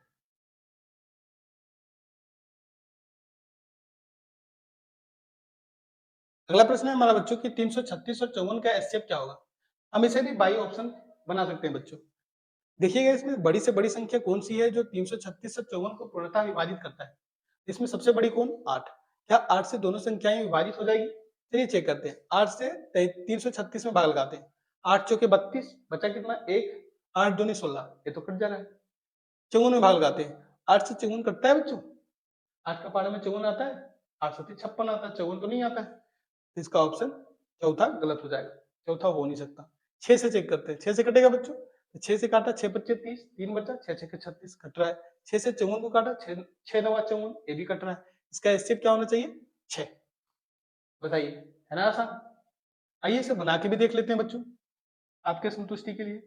336 और दूसरा हमारा है 54, करते हैं इसका भाज्य गुणनखंड। दो से कटेगा बच्चों, हाँ कट जाएगा। दो से कितना बार है बच्चों, दो से 16 दूनी 32, एक बचा, 2 अट्ठी 16, फिर 2 से कटेगा, कितना बार में बच्चों, 2 अट्ठी 16, 2 चौके 8, फिर 2 से कटेगा, 2 चौके 8, 2 दूनी 4, फिर 2 से कटेगा 21 बार में, फिर 3 से कटेगा, 3 सत्ती 21, ठीक है। आइए इसे भी भाग लगा लेते हैं, 2 से कटा बच्चों, 2 दूनी 4, बचा 1, 2 सत्ती 14, 3 से कटा, 3 नवा 27, 3 से 3 तिया 9, कट गया। हमें क्या निकालने बोलता है बच्चों, एचसीएफ। एचसीएफ कैसे निकालते हैं बच्चों, हमें देखना होता है कॉमन, 2 यहाँ भी, 2 यहाँ भी, 2 बाहर, और कुछ 3 देखिएगा बच्चों, 3 यहाँ भी, 3 यहाँ भी, 3 बाहर, और कुछ कॉमन आएगा बच्चों, आप कहेंगे नहीं, और कुछ कॉमन नहीं आ सकता, जो इसके पास है उसके पास नहीं है, जो उसके पास है इसके पास नहीं है, कॉमन तो आएगा नहीं। कॉमन का मतलब दोनों के पास होना चाहिए, तो इसका एचसीएफ क्या हो जाएगा बच्चों, 3 दूनी 6, हमारा सही आंसर कौन सा हो जाएगा, 6, और हमने बाई ऑप्शन भी क्या देखा था, 6, है ना। चलिए आते हैं अगला प्रश्न की ओर, 12, 15, 21 का एचसीएफ क्या होगा, क्या बता सकते हैं। एचसीएफ पूछा बच्चों, यानी बड़ी से बड़ी संख्या में देखना है, जो 12, 15 और 21 तीनों को पूर्णतः विभाजित कर दे। आइए ऑप्शन चेक करते हैं बच्चों इसे, इसमें सबसे बड़ी कौन, 4, क्या 4 का टेबल से तीनों संख्या विभाजित हो जाएगी, आप कहेंगे नहीं, यानी कि इसका ऑप्शन 4 नहीं हो सकता। 3 से चेक करते हैं, 3 से 12 भी कट रहा है बच्चों, 3 से 15 भी कट रहा है, 3 से 21 भी कट रहा है, तो मतलब सही आंसर क्या होगा, 3। चलिए इस प्रश्न को भी आपके नाम छोड़ते हैं, आप इसे कीजिएगा, ठीक है। आइए अगला प्रश्न को करते हैं, 6, 72, 120 का एचसीएफ क्या होगा, बताइए इस प्रश्न का आंसर क्या होगा। इसको भी बाई ऑप्शन बनाते हैं बच्चों, सबसे बड़ी संख्या इसमें कौन सी है, 10, क्या 10 का टेबल में 6 आएगा, यानी 10 तो हो ही नहीं सकता। 7 चेक करते हैं बच्चों, 7 का टेबल में क्या 6 आएगा, नहीं, ये भी गलत है। 6 से चेक करते हैं बच्चों, 6, क्या 6 का टेबल से सभी संख्या आएगी बच्चों, तो चेक करते हैं, 6 से टेबल में 6 आ रहा है, हाँ ठीक है। 6 से 72 आ रहा है बच्चों, 6 से काटा 72 को, 6 एक कम 6 बचा 1, 6 दूनी 12, 72 तो कट रहा है। 120 कटेगा, 6 से 12 को काटा, 6 दूनी 12, हाँ 120 भी कट जाएगा बच्चों, है ना। इसका मतलब सही ऑप्शन क्या हो जाएगा, दूसरा। बताइए इस प्रश्न को कर पाइएगा बच्चों, तो चलिए इस प्रश्न को मैं आपके नाम छोड़ता हूं, आप इसे बनाइएगा, इसका सही आंसर क्या हो जाएगा बच्चों, दूसरा। आइए अगला प्रश्न को करते हैं बच्चों, इसमें बोला है 72 और 96 का एचसीएफ बताना है, बताइएगा 72 और 96 का एचसीएफ, क्या इसे बाई ऑप्शन कर सकते हैं, हाँ बिल्कुल कर सकते हैं बच्चों, आइए करते हैं। बताइए इसमें सबसे बड़ी कौन, सबसे बड़ी 26, क्या 26 से 72 कटता है, 26 से कम 26, 26 दूनी 52, 26 दिया 78, 78 तो इससे ज्यादा हो जाएगा, यानी 26 ऑप्शन होगा ही नहीं। आइए 24 से चेक करते हैं, 24 से 72 कटता है, 24 से कम 24, 24 दूनी 48, 24 दिया 72, कट गया, और 24 चौके 96, यानी कि दोनों कट रहा है, यानी इसका एचसीएफ क्या होगा बच्चों, तीसरा, यानी 24 हो जाएगा, ठीक है। आइए एक बार इसे निकाल के देखते हैं बच्चों, 72 और 96, बताइए किससे कटेगा ये, 2 से कटेगा, कितना बार में, 36 बार में, फिर 2 से कटेगा 18 बार में, फिर ये 2 से कटेगा 9 बार में, फिर ये 3 से कटेगा, 3 तिया 9, कट गया ना।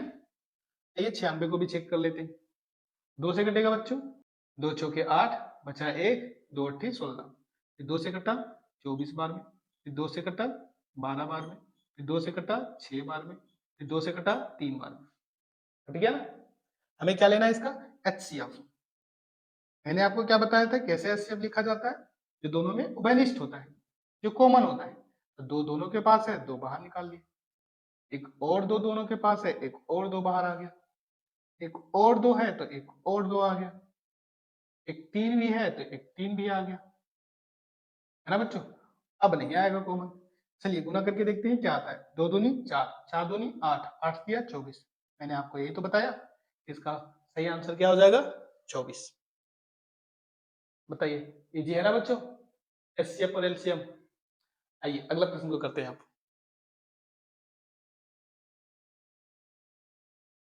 अब हमसे बोला बच्चों कि 96 और 404 का एचसीएफ क्या होगा, क्या आप इसे बाई ऑप्शन कर सकते हैं, आइए बाई ऑप्शन करते हैं, फिर मैं आपके लिए प्रश्न को छोड़ दूंगा, ठीक है बच्चों।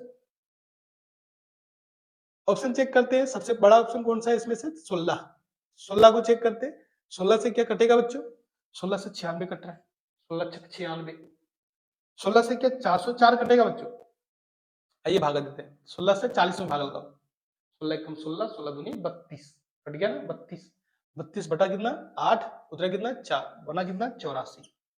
16 से क्या 84 कटता है? बताइए। 16 एकम 16, 16 दूनी 32, 16 तिया 48, 16 चौका 64, 16 पचे 80, 16 छक 96। क्या 84 आया? आप कहेंगे नहीं।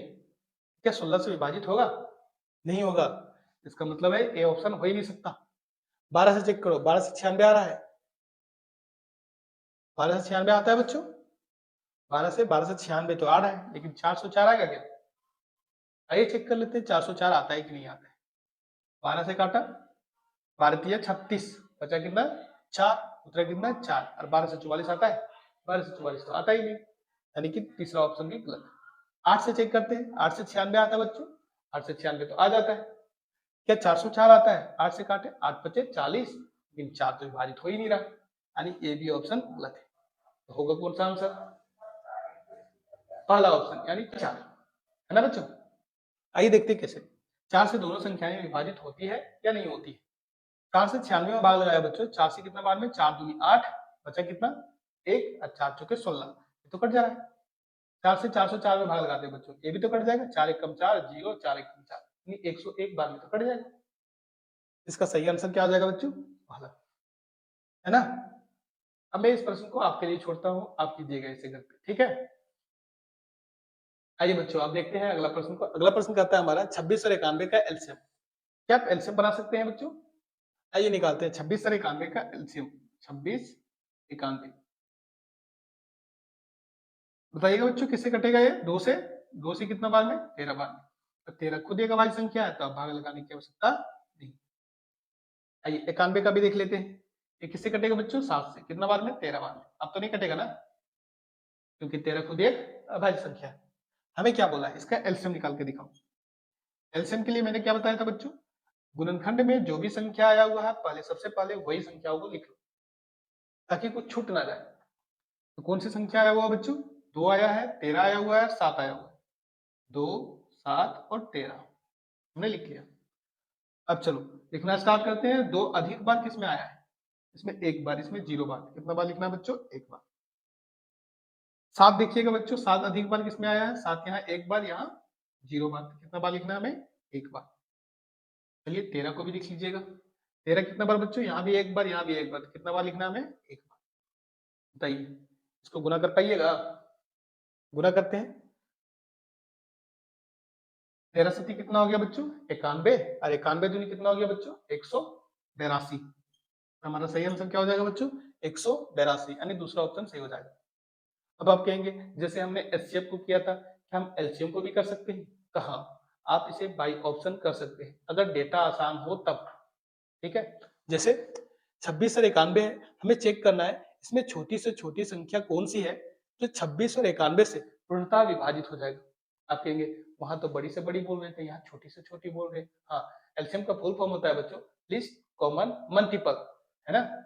हमें सबसे छोटी मल्टीपल को देखना है, गुणज को देखना है, जो 26 और 91 दोनों से पूर्णतः विभाजित हो जाए। समझ में आया? अब आप कहेंगे बच्चों कि क्या जैसे हम एचसीएफ को बाई ऑप्शन कर रहे थे, क्या हम एलसीएम को भी कर सकते हैं? तो हाँ बच्चों, आप इसे बाई ऑप्शन कर सकते हैं। कैसे? आइए समझते हैं। एलसीएम का फुल फॉर्म होता है बच्चों लीस्ट कॉमन मल्टीपल, यानी कि इन दोनों संख्याओं का जो गुणज है, मल्टीपल का मतलब क्या होता है बच्चों? गुणज ही तो होता है। इन दोनों संख्याओं का जो गुणज है वो कॉमन हो और छोटा से छोटा हो, वही हमारा क्या होगा? एलसीएम होगा, है ना। तो इसमें से अगर देखें, मान लेते हैं कि 26 और 91 का 162 भी एक गुणज है। इसका मतलब है कि 26 और 91 का पहाड़ा में 162 को आना चाहिए। सबसे छोटी लेना है ना बच्चों, लिस्ट तो कम से कम लेना है। तो सबसे छोटी तो इसमें से यही है ना 162। हमने मान लिया कि 162 26 और 91 का एक मल्टीपल है। इसका मतलब है कि 26 और 91 से 162 पूर्णतः विभाजित होना चाहिए। देखते हैं क्या 26 और 91 से क्या 162 पूर्णतः विभाजित होगा? तो आप पाइएगा बच्चों 26 और 91 से 162 पूर्णतः विभाजित नहीं होगा, है ना बच्चों। अब चूंकि हो ही नहीं रहा विभाजित, तो इसका मतलब है ए इसका एलसीएम होगा ही। अब देखिएगा बच्चों 26 और 91 से 182 पूर्णतः विभाजित हो जाता है। 26 से 26 सत्ती 182, और 91 से 91 दूनी 182, यानी कि सही ऑप्शन क्या हो जाएगा? दूसरा। ठीक है बच्चों, है ना आसान। आइए बढ़ते हैं अगले प्रश्न की ओर। देखिएगा बच्चों, इसका डेटा आसान है, आप इसे बाई ऑप्शन कर सकते हैं। 6 और 20 का एलसीएम पूछा है, आप बता सकते हैं। आइए करते हैं कैसे। बच्चों ये डेटा तो आसान है, आप इसे बाई ऑप्शन कर सकते हैं। मैंने आपको क्या बताया, मैंने बताया था एलसीएम का full form list common multiple, है ना। यानी कि 6 और 20 का हमें एक छोटा से छोटा गुणज लेना है, 6 और 20 का, यानी कि दोनों का उभयनिष्ठ हो, यानी एक ऐसा गुणज जो दोनों में आता हो, 6 का पाड़ा में भी और 20 का पाड़ा में भी, और छोटा से छोटा होना चाहिए। तो बताए इसमें से सबसे छोटी संख्या कौन सी? 50। मैंने मान लिया कि 50 वो संख्या है जो 6 का पाड़ा में और 20 का पाड़ा में आता है, यानी 6 और 20 दोनों संख्या से कटता है, क्योंकि कॉमन ने बोला है बच्चों, इसका मतलब दोनों के पाड़ा से कटना चाहिए। तो 6 और 20, क्या 6 का पाड़ा में 50 आएगा? आप कहेंगे नहीं, यानी कि इसका पहला ऑप्शन हो ही नहीं सकता। आइए दूसरा चेक करते हैं, 60 6 और 20 से पूर्णतः विभाजित होगा? तो हाँ, 6 दें के 60 और 20 से 60 कट जा रहा है, इसका मतलब है इसका एलसीएम क्या होगा? दूसरा ऑप्शन। आया बच्चों समझ में? क्या आप इसे बना सकते हैं बच्चों? तो चलिए इस प्रश्न को मैं आपके लिए छोड़ देता हूँ। चलिए अगला प्रश्न करते हैं बच्चों। अगला प्रश्न कहता है 510 और 92 का एलसीएम निकालते हैं। 510 और 92 फैक्टराइज कर लेते हैं बच्चों। 2 से कटेगा, 2 दूनी 4 बचा 1, 2 पच्चे 10 और 2 पच्चे 10। ये किससे कटेगा बच्चों? 3 से। हमने पीछे भी बना रखा है इस प्रकार के प्रश्न को। 3 से कटेगा बच्चों, 3 से कितना बार में? 3 और 24 बचा 1, 3 पच्चे 15। अब ये किससे कटेगा? 5 से। कितना बार में? 17 बार में। 17 पच्चे 50। आइए 92 का भी गुणनखंड निकाल लेते हैं। 2 से कटा, 2 चौके 8 बचा 1, 2 छक्के 12। ये 2 से कटेगा, 2 दूनी 4, 2 तिया 6। ताइस कैसी संख्या है बच्चों? ताइस एक अभाज्य संख्या है, इस वजह से अभागा नहीं लगेगा। हमें क्या पूछा है इसका एलसीएम हमसे पूछा है। निकालते हैं बच्चों एलसीएम। एलसीएम, एलसीएम के लिए एलसीएम कैसे निकालते हैं बच्चों?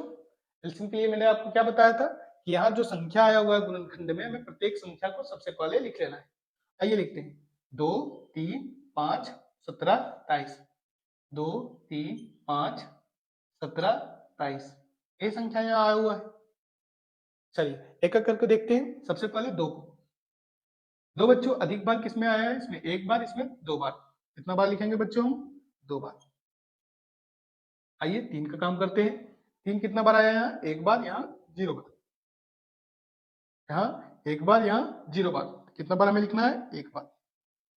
चलिए अब 5 का काम करते हैं बच्चों। 5 कितना बार? यहाँ 1 बार, यहाँ 0 बार। कितना बार लिखना है हमें? 1 बार। आइए 17 का काम। 17 1 बार आया है और 23 भी 1 बार आया है। अब सबका गुना कर दीजिए। गुना करने पर जो संख्या आता है वही आपका एलसीएम कहलाएगा। ठीक है बच्चों, आइए गुना करते हैं। 2 दूनी 4, 4 तिया 12, 12 पच्चे 60। 60 का गुना अगर बच्चों 23 से करेंगे तो कितना आ जाएगा? 27 छक्का 138, यानी 1380 का गुना किससे करना होगा हमें? 17 से। करते हैं। 17 का गुना 1 से किए बच्चों तो 17 एकम 17, 3 जीरो।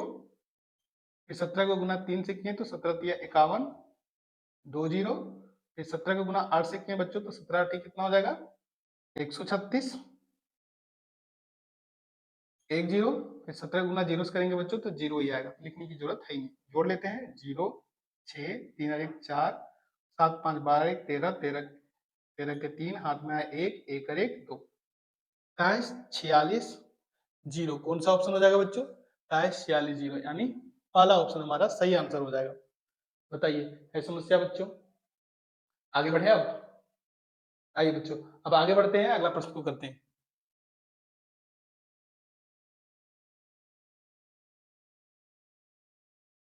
अगला प्रश्न है हमारा बच्चों 17 23 और 29 का एचसीएफ क्या होगा? मैंने बताया था एचसीएफ कैसे निकालते हैं बच्चों। बड़ी से बड़ी संख्या देखना होता है जो तीनों को विभाजित करता है। तो पहला ऑप्शन में चेक करते हैं, सबसे बड़ी कौन? 3। 3 क्या तीनों संख्या को विभाजित कर रहा है?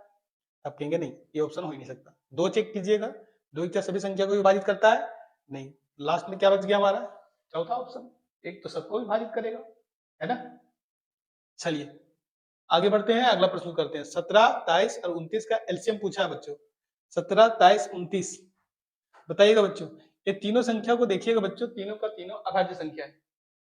और इनका अभी हमें कॉमन मल्टीपल चाहिए, तो इसका मतलब है तीनों का हमें क्या करना होगा, गुना करना होगा, तभी तो एलसीएम आएगा बच्चों।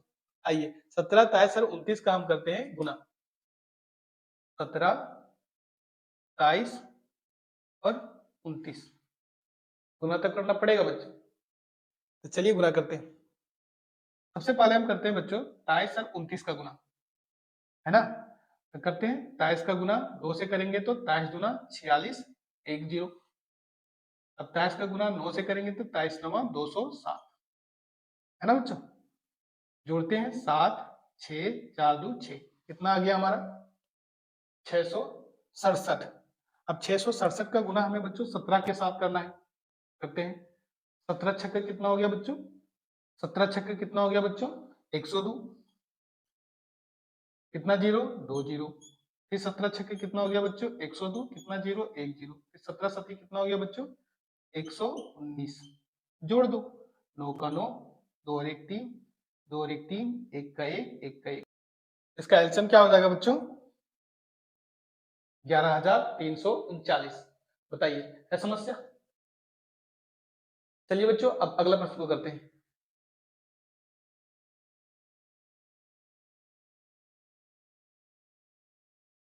इस प्रश्न में बोला बच्चों 96 और 404 का एलसीएम बताओ। 96 और 404 क्या आप निकाल सकते हैं, 96 बच्चों और 404। चलिए सबसे पहले इसका अभाज्य गुणनखंड ले लेते हैं। 2 से कटेगा बच्चों, 2 चौके 8 बचा 1, 2 अट्ठी 16। फिर 2 से 2 दूनी 4, 2 चौके 8, फिर 2 से 12 बार में, फिर 2 से 6 बार में, फिर 2 से 3 बार में। कट गया। आइए 404 का भी गुणनखंड निकाल लेते हैं। 2 से कटा बच्चों, 2 दूनी 4, 2 दूनी 4, फिर 2 से 2 1 कम 2, 2 1 कम 2। और हम सभी जानते हैं कि 101 कैसी संख्या है, तो 101 अभाज्य संख्या है, तब तो भागा लगेगा ही नहीं। आइए अब भागा नहीं लगेगा बच्चों, तो एलसीएम लेते हैं। एलसीएम, एलसीएम के लिए क्या तरीका बताया था बच्चों कि जो भी संख्या आया हुआ है सबसे पहले उस संख्या को हमें लिख लेना है। तो संख्या किस रूप में आया हुआ है बच्चों, तो 2 आया हुआ है, ठीक है हमने 2 लिख लिया। फिर 3 भी आया है तो 3 लिख लिया। फिर 101 आया हुआ है तो 101 लिख लिया, है ना। अब हमें देखना है 2 का रिपीटेशन अधिक बार किसमें है। तो इसमें कितना बार आया है 2 2 4 1 5 बार, इसमें 2 ही बार। कितना बार लिखना है 2 को 5 बार, 1 2 3 4 5। 3 को देखिएगा बच्चों, 3 यहाँ 1 बार, तो यहाँ 0 बार। कितना बार लिखना है 1 बार। अरे 101 को चेक कीजिएगा बच्चों, 101 कितना बार है, केवल और केवल 1 बार, है ना। आइए अब इसे गुणा भी कर लेते हैं। 2 दूनी 4 दूनी 8 दूनी 16 दूनी 32, 32 32 दिया कितना हो गया बच्चों, तो 32 दिया 96। अब हमें 101 का गुना करना है बच्चों 96 के साथ। क्या आप कर सकते हैं, 96 का गुना 1 से किया तो 96 एकम 96, 2 अंक तो 2 जीरो। 96 गुना 0 से करेंगे तो 0 ही आएगा, लिखने की आवश्यकता ही नहीं है। 96 एकम फिर से 96, जोड़ते हैं बच्चों, देखते हैं क्या आता है। 6 9 6 96 96, बताइए कौन सा आंसर हो जाएगा, 96 96 पहला ऑप्शन, है ना। आइए अगला प्रश्न को करते हैं कि 336 और 54 का एलसीएम निकालना है।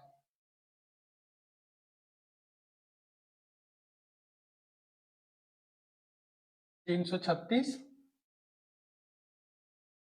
और 54, 2 से जाएगा बच्चों 16 बार में, 16 दूनी 32, 1 बचा, 2 अट्ठी 16। फिर 2 से कटेगा, 2 अट्ठी 16, 2 चौके 8। फिर 2 से कटेगा, 2 चौके 8, 2 दूनी 4। फिर 2 से कटेगा 21 बार में, 3 से कटेगा, 3 सत्ती 21। 54 का भी निकाल लेते हैं बच्चों, 2 से 2 दूनी 4 बचा 1, 2 सत्ती 14। फिर 3 से 3 नवा 27, फिर 3 से 3 तिया 9, ठीक है ना। आइए बच्चों अब हमें निकालना है इसका एलसीएम। एलसीएम, क्या आप इसका एलसीएम निकाल सकते हैं। एलसीएम के लिए तरीका क्या बताया, हमें क्या देखना है बच्चों, जो भी संख्या लिखा हुआ है हमें उसे एक बार लिख लेना है। 2 3 और 7, 2 3 और 7, इसके अलावा कुछ है नहीं। 2 का रिपीटेशन देखना है अधिक बार किसमें है, 2 का घात ज्यादा किसमें मिलेगा बच्चों, 1 2 3 4 बार, यहाँ 1 बार। कितना बार हमें लिखना है 4 बार, 1 2 3 4। अब हमें 3 लिखना है, 3 कितना बार है बच्चों, इसमें 1 बार, इसमें 2 1 2 3 बार, हमें कितना बार लिखना है? 3 बार, 1 2 3। अब 7 देखिएगा बच्चों, यहाँ 7 एक बार है, यहाँ 0 बार, 7 कितना बार लिखना है? 1 बार। आइए गुना कर लेते हैं, जो गुणनफल होगा वही हमारा एलसीएम होगा। 2 दूनी 4, 4 दूनी 8, 8 दूनी 16, 16 तिया 48। अब 48 तो इधर आ गया बच्चों, बड़ी संख्या हो गई, अब यहीं छोड़ देते हैं। इधर गुना कर लेते हैं, 3 तिया 9, 9 सती 63। अब हमें बच्चों 48 को गुना 63 के साथ करना है, जो आएगा वही हमारा आंसर। गुना करते हैं, 2 दूनी 4, 4 दूनी 8, 8 दूनी 16, 16 तिया 48। 48 बच्चों बड़ी संख्या हो गई, इसको छोड़ दो यहीं। अब यहाँ से 3 तिया 9 और 9 सती 63। अब इसका गुना 63 से करेंगे, जो आएगा हमारा आंसर। गुना करते हैं, 8 तिया 24 के 4, हाथ में आया 2, है ना। 4 तिया 12, 2 कितना हो गया? 14। अब इसका गुना करते हैं बच्चों, 8 छक 48, 48 का 8, हाथ में आया 4, 6 चुके 24, 24 4 कितना आ गया? 28। जोड़ो, 4 8 4 12 के 2, 8 1 9 1 10 के 2, एक हाथ वाला 3, 3024। कौन सा आंसर हो जाएगा बच्चों? दूसरा ऑप्शन 3024। बताइए, है ना आसान? आइए बच्चों, अब अगला प्रश्न को करते हैं। अगला प्रश्न हमारा 12 15 21 का एलसीएम पूछा है। 12 15 और 21 निकालते हैं अभाज्य गुणनखंड, देखते हैं क्या आता है। 2 से कटेगा, 2 छक्के 12, 2 से कटेगा, 2 तिया 6। इसको भाग लगाइएगा बच्चों, इससे कटेगा ये, 3 से कट रहा है, 3 पच्चे 15। इसमें भाग लगाइएगा बच्चों, 3 से, 3 सत्ती 21, है ना। हमसे क्या पूछा गया है? हमसे पूछा गया है इसका एलसीएम। एलसीएम, एलसीएम बराबर क्या हो जाएगा बच्चों? हमने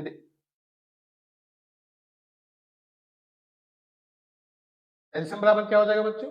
एलसीएम निकालने का मैंने तरीका बताया था।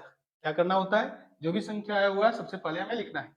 2 आया है, 3 आया है और 5 आया है और 7 आया है ना। तो हमें देखना है दो अधिक बार किसमें आया है? इसमें 2 बार, अधिक बार तो यही दिख रहा है 2 बार, 1 बार 2 बार। 3 को चेक कीजिएगा बच्चों, 3 यहाँ 1 बार, यहाँ 1 बार, यहाँ भी 1 बार, 3 को कितना बार लिखना है? 1 बार। 5 को चेक कीजिएगा, 5 एक ही बार यहाँ दिख रहा है और कहीं नहीं, 5 एक बार। 7 बच्चों, 7 एक बार। आइए गुना करते हैं, जो आएगा वही हमारा आंसर। 5 दूनी 10, 10 दूनी 20, 20 दिया 60, 60 सती 7 42, 420, 420। ये प्रश्न तो 420 ही निकला। चलिए आगे बढ़ते हैं, अगले प्रश्न को करते हैं। अगला प्रश्न है हमारा बच्चों,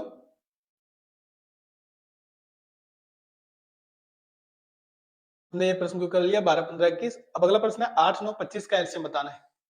बताइए 8 9 और 25 से कौन सा ऐसा संख्या है छोटा से छोटा जो पूर्णतः तीनों संख्याओं से विभाजित होता है? 8 से भी, 9 से भी, 25 से भी। बताइएगा बच्चों, निकालते हैं। 8 9 और 25 किससे कटेगा बच्चों? 2 से, 2 चौके 8, 2 से कटा, 2 दूनी 4, 3 से कटा, 3 तिया 9, 5 से कटेगा, 5 पच्चे 25। दिया ना। हमें क्या पूछा बच्चों? एलसीएम। एलसीएम की तरीका क्या बताया? जो भी गुणनखंड में संख्या आया हुआ है सबसे पहले उसको लिखो, 2 फिर 3 और 5। 2 यहाँ 3 बार आया हुआ है और कहीं नहीं आया हुआ, तो 2 को कितना बार लिखा हमने? 3 बार। 2 का काम हो गया। 3 को चेक कीजिएगा, 3 कितना बार? 2 बार यहाँ दिख रहा है और कहीं नहीं दिख रहा है, तो 3 को कितना बार लिखना है? 2 बार। 5 चेक कीजिएगा, 5 यहाँ 2 बार आया है, किसी में नहीं, 5 को कितना बार लिख देना है? 2 बार। अब गुना करो, 5 से पकड़े, 5 दूनी 10, दूनी 20, दूनी 40, 40 दिया, 4 दिया 12, 120, 120 दिया, 120 दिया। बताइएगा बच्चों, 360 और 360 पचे कितना हो जाएगा? तो 360 और गुना हमें 5 से करना है, तो 6 पच्चे 30 के 0, हाथ में आया 3, 5 के 15, 3 18। कितना आ गया बच्चों? 18, यानी 118। ये हमारा आंसर। बताइएगा कौन सा आंसर हो जाएगा? 1800, यानी दूसरा ऑप्शन हमारा बिल्कुल करेक्ट आंसर है। ठीक है, आओ आगे बढ़ते हैं बच्चों। अगला प्रश्न करता है बच्चों हमारा, हाँ, 12 15 21 का एचसीएफ और एलसीएम का गुणनफल बताओ। अब देखो, सबसे पहले तो हमें लेना होगा 12 15 21 का अभाज्य गुणनखंड। तो चलिए सबसे पहले वही करते हैं, 12 15 और 21 का हम अभाज्य गुणनखंड ले लेते हैं। 2 से कटेगा बच्चों, 2 छक्के 12, 2 से कटा, 2 तिया 6, है ना। अभी 3 से कट रहा है, 3 पच्चे 15, 5 खुद एक अभाज्य संख्या है तो इसके बाद तो भागा लगाया नहीं जा सकता। अब इसमें भागा दीजिएगा बच्चों, 3 से 3 सत्ती 21, 7 खुद एक अभाज्य संख्या है, चलिए छोड़ दिया। अब हमें सबसे पहले क्या करना है, एचसीएफ और एलसीएम दोनों निकाल लेना है। चलिए निकालते हैं एचसीएफ। एचसीएफ निकालने के लिए मैंने क्या बताया था बच्चों, जो उभयनिष्ठ हो वही तो एचसीएफ होता है। तो सब में देखते हैं कौन कौन सी संख्या है जो उभयनिष्ठ है। तो 3, 3 तो सभी के पास है तो 3 हमने बाहर ले लिया। और कुछ बच्चों, तो इसके पास है, इसके पास नहीं है, इसके पास नहीं है, 5 इसके पास है तो दोनों के पास नहीं है, 7 इसके पास है तो दोनों के पास नहीं है, यानी 3 के अलावा कुछ नहीं है जो कि उभयनिष्ठ है। इसका मतलब क्या हुआ, इसका मतलब हुआ कि एचसीएफ कितना हो जाएगा, 3। चलिए अब उसी तरह से एलसीएम भी निकाल लेते हैं। एलसीएम निकालने का तरीका क्या बताया था बच्चों, सबसे पहले हमें अभाज्य गुणनखंड में देखना है, जो भी संख्या आया हुआ है सबसे पहले संख्या को लिख लीजिए। क्या क्या संख्या आया हुआ है, 2 आया हुआ है, 3 आया हुआ है, 5 और 7, है ना। अब हमें देखना है कि 2 का घात सबसे बड़ा किसके पास है, किसके अभाज्य गुणनखंड में। तो 12 का चेक करते हैं, तो 12 में 2 का घात 2, इसमें तो आया ही नहीं 2, इसमें भी नहीं आया है। इसका मतलब हमें क्या लिखना है बच्चों, 2 का घात 2, यानी 2 को कितना बार, 2 बार, है ना। अधिक बार देखना होता है ना। 3 को चेक कीजिएगा बच्चों, 3 किसमें अधिक बार, इसमें 1 बार, इसमें 0 बार, इसमें 1 बार, तो अधिकतम तो 1 ही बार है ना बच्चों। 5 को चेक कीजिएगा, 5 यहाँ 1 बार, इधर तो है ही नहीं तो 5 भी 1 बार लिख दिया। 7 बच्चों, 7 भी 1 बार ही लिखा जाएगा, ठीक। अब हम गुना कर लेते हैं, देखते हैं क्या आता है एलसीएम। गुना करने आता है ना बच्चों, कीजिएगा गुना। 5 दूनी 10, दूनी 20, 20 तिया 60 और 60 सती 42, यानी 420। हमारा एलसीएम कितना आ गया बच्चों, 420। हमसे प्रश्न में क्या कहा है, प्रश्न को पढ़िएगा, संख्याओं 12, 15, 21 के एचसीएफ और एलसीएम का गुणनफल, यानी एचसीएफ है हमारा 3 और एलसीएम हमारा 420, दोनों को गुना कर देंगे, जो गुणनफल होगा वही हमारा आंसर है। तो 3 और 420 का गुना करो, तो कितना आ जाएगा, 3 दूनी 6 और 4 तिया 12, 1260। बताइए कौन सा ऑप्शन हो जाएगा, सेकंड नंबर ऑप्शन 1260। आया बच्चों समझ में। चलिए आगे प्रश्न की ओर बढ़ते हैं। अगला प्रश्न है 26 और 91 का महत्तम समापवर्तक 13 दिया है, तो 26 और 91 का लघुत्तम समापवर्तक क्या होगा। चलिए इस प्रश्न को करने से पहले बच्चों हमें एक कंसेप्ट को समझना है। आइए मैं सबसे पहले वही समझा देता हूं। अब ध्यान रखिएगा कि दो संख्याओं का यदि हम गुना करें, दो संख्याओं का गुणनफल बराबर होगा उन्हीं दो संख्याओं का एचसीएफ और एलसीएम के गुणनफल के बराबर होगा। जैसे एचसीएफ गुने एलसीएम, जो भी इन संख्याओं का गुणनफल होगा वो बराबर होगा जो भी इन संख्याओं का एचसीएफ और एलसीएम होगा उसके गुणनफल के, है ना बच्चों। तो बड़ा काम का है। इसी फॉर्मूला पे अभी हम अपना क्वेश्चन करते हैं, आइए देखते हैं। क्वेश्चन में कह रहा है बच्चों 96 91 का महत्तम समापवर्तक 13 है, यानी दो संख्याएं हमारे पास 96 और 91 है। तो यहाँ फॉर्मूला कह रहा है कि दो संख्याओं का गुणनफल, दो संख्याएं हमारे पास 26 और 91, तो दोनों को गुना कर देते हैं। 26 और 91 का गुना कर दिए, बोलता है वो बराबर है, बराबर है एचसीएफ गुने एलसीएम, यानी दोनों के जो एचसीएफ आएगा, दोनों के जो एलसीएम आएगा उसका जब गुना करेंगे तो दोनों कैसे हो जाएंगे, इक्वल हो जाएंगे। करते हैं बच्चों, इसका एचसीएफ महत्तम समापवर्तक तो दे रखा है, एचसीएफ के स्थान पे हमने लिख दिया 13। तुमसे पूछा है इसका लघुत्तम समापवर्तक क्या होगा, तो लघुत्तम समापवर्तक नहीं पता तो हम एलसीएम का हम एलसीएम लिख देते हैं, है ना बच्चों। अब हमें यहाँ से एलसीएम ज्ञात करना है। एलसीएम ज्ञात करने के लिए क्या करेंगे बच्चों, हम पक्षांतर करने सीखे थे बच्चों। एलसीएम यहाँ एलसीएम के साथ ये 13 गुणा में है, इसका मतलब है गुणा, अगर हम 13 को संख्या वाला के पास भेजते हैं तो अब उधर जाएगा तो किसमें जाएगा बच्चों, भाग में जाएगा। इसको भेज देते हैं भाग में, इधर गुना में 13 है तो इधर आएगा तो भागा में 13। अब यहाँ हम काट लेते हैं बच्चों, 13 से काटा, 13 दूनी 26, अब 91 का गुना किससे करना है बच्चों? 2 से। तो 91 दूनी कितना हो जाएगा? 1 1 2 और 9 दूनी 18 यानी 182। हमारा एलसीएम कितना आ गया बच्चों? 182। कौन सा ऑप्शन हो जाएगा? Second number option. बताइए, आया समझ में? तो ये फॉर्मूला बड़ा काम का है, आप याद रखिएगा। इस फॉर्मूला का उपयोग हम आगे के प्रश्नों में करेंगे, ठीक है? आइए अगला प्रश्न को करते हैं।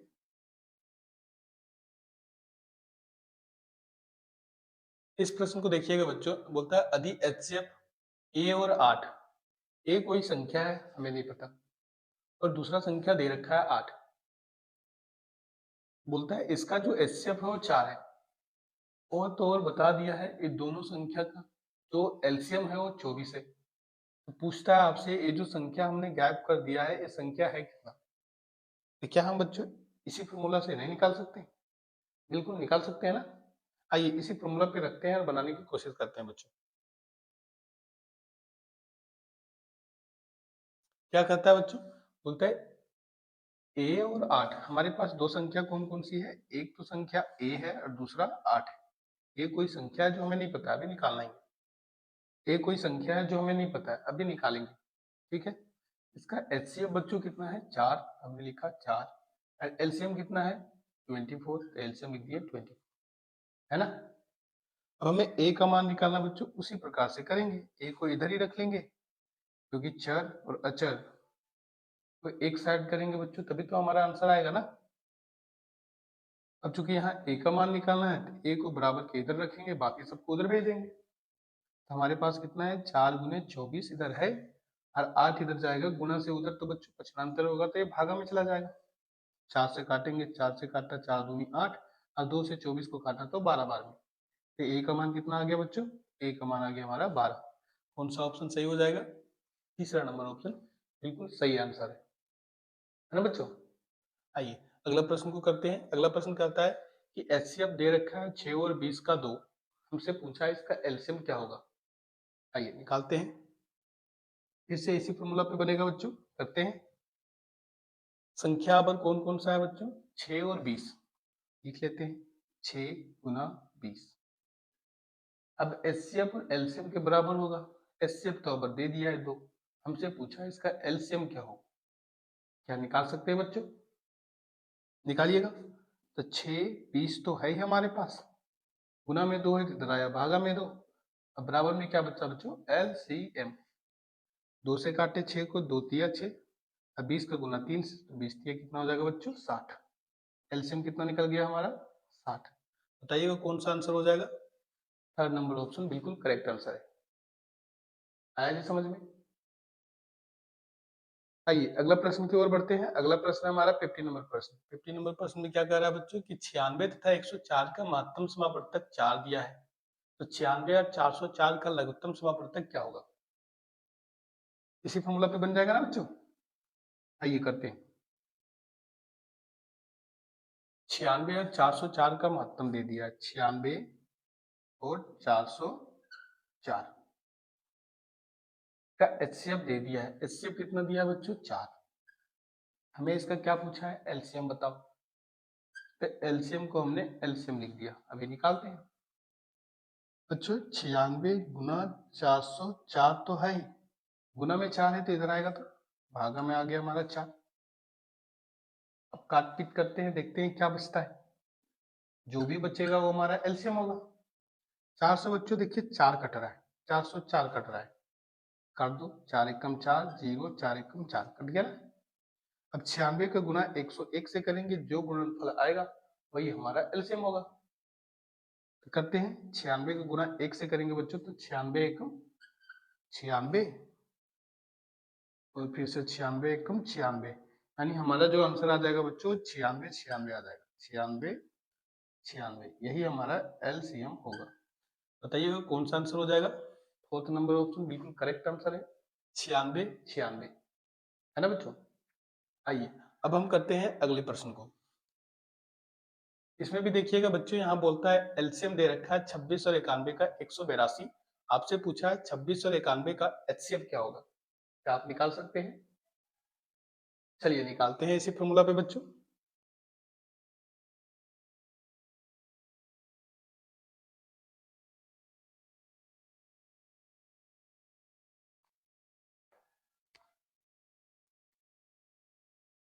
26 और 91, हमारे पास जो संख्या है 26 है और 91 है।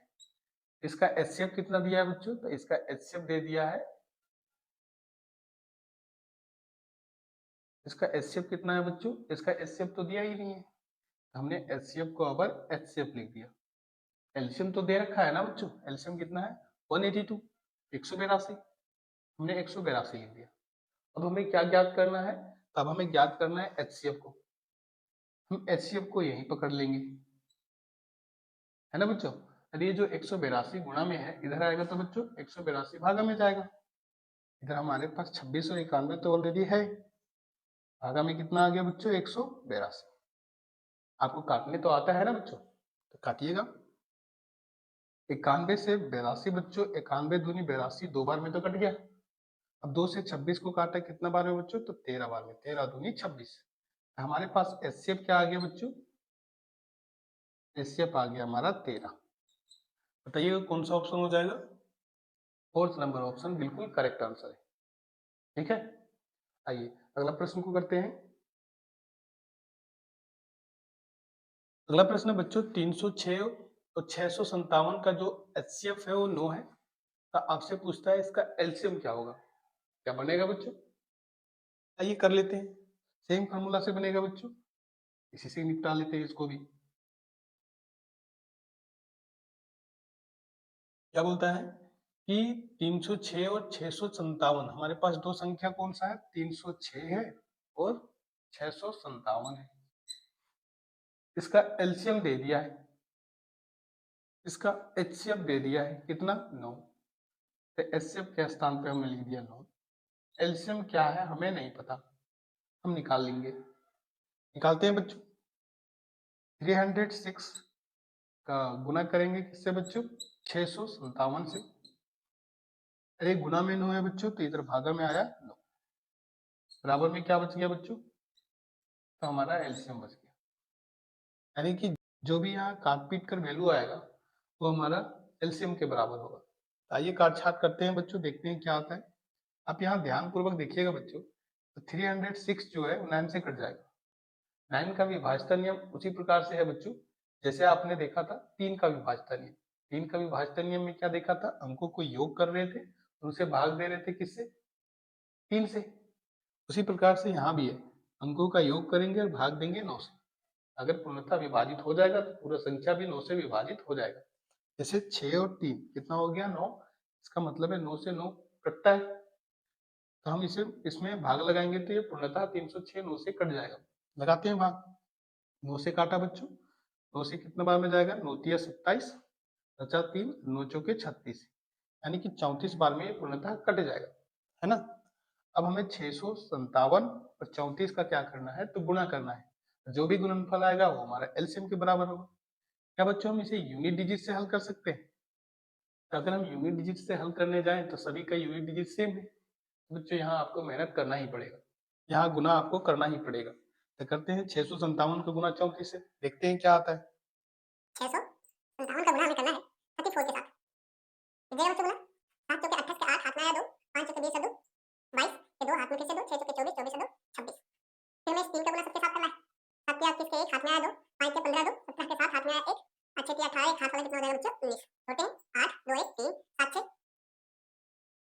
6 13 एक हाथ, 7 6 13, 13 से 3 हाथ में आया 1, 9 2 11 एक हाथ वाला कितना हो जाएगा बच्चों? 12 के 2 हाथ में 1 1 2, 22 33 8। हमारा जो आंसर आया बच्चों 22 33 8, वही हमारा एलसीएम है। बताइएगा कौन सा ऑप्शन हो जाएगा? 22 33 8, यानी फर्स्ट ऑप्शन हमारा बिल्कुल करेक्ट आंसर है। बताइए आया समझ में? आइए अगला प्रश्न को देख लेते हैं। अगला प्रश्न कहता है दो संख्याओं का एलसीएम 20 है, एचसीएफ 5 है, दूसरी संख्या अगर 5 है तो पहली संख्या क्या होगा? कर लेते हैं।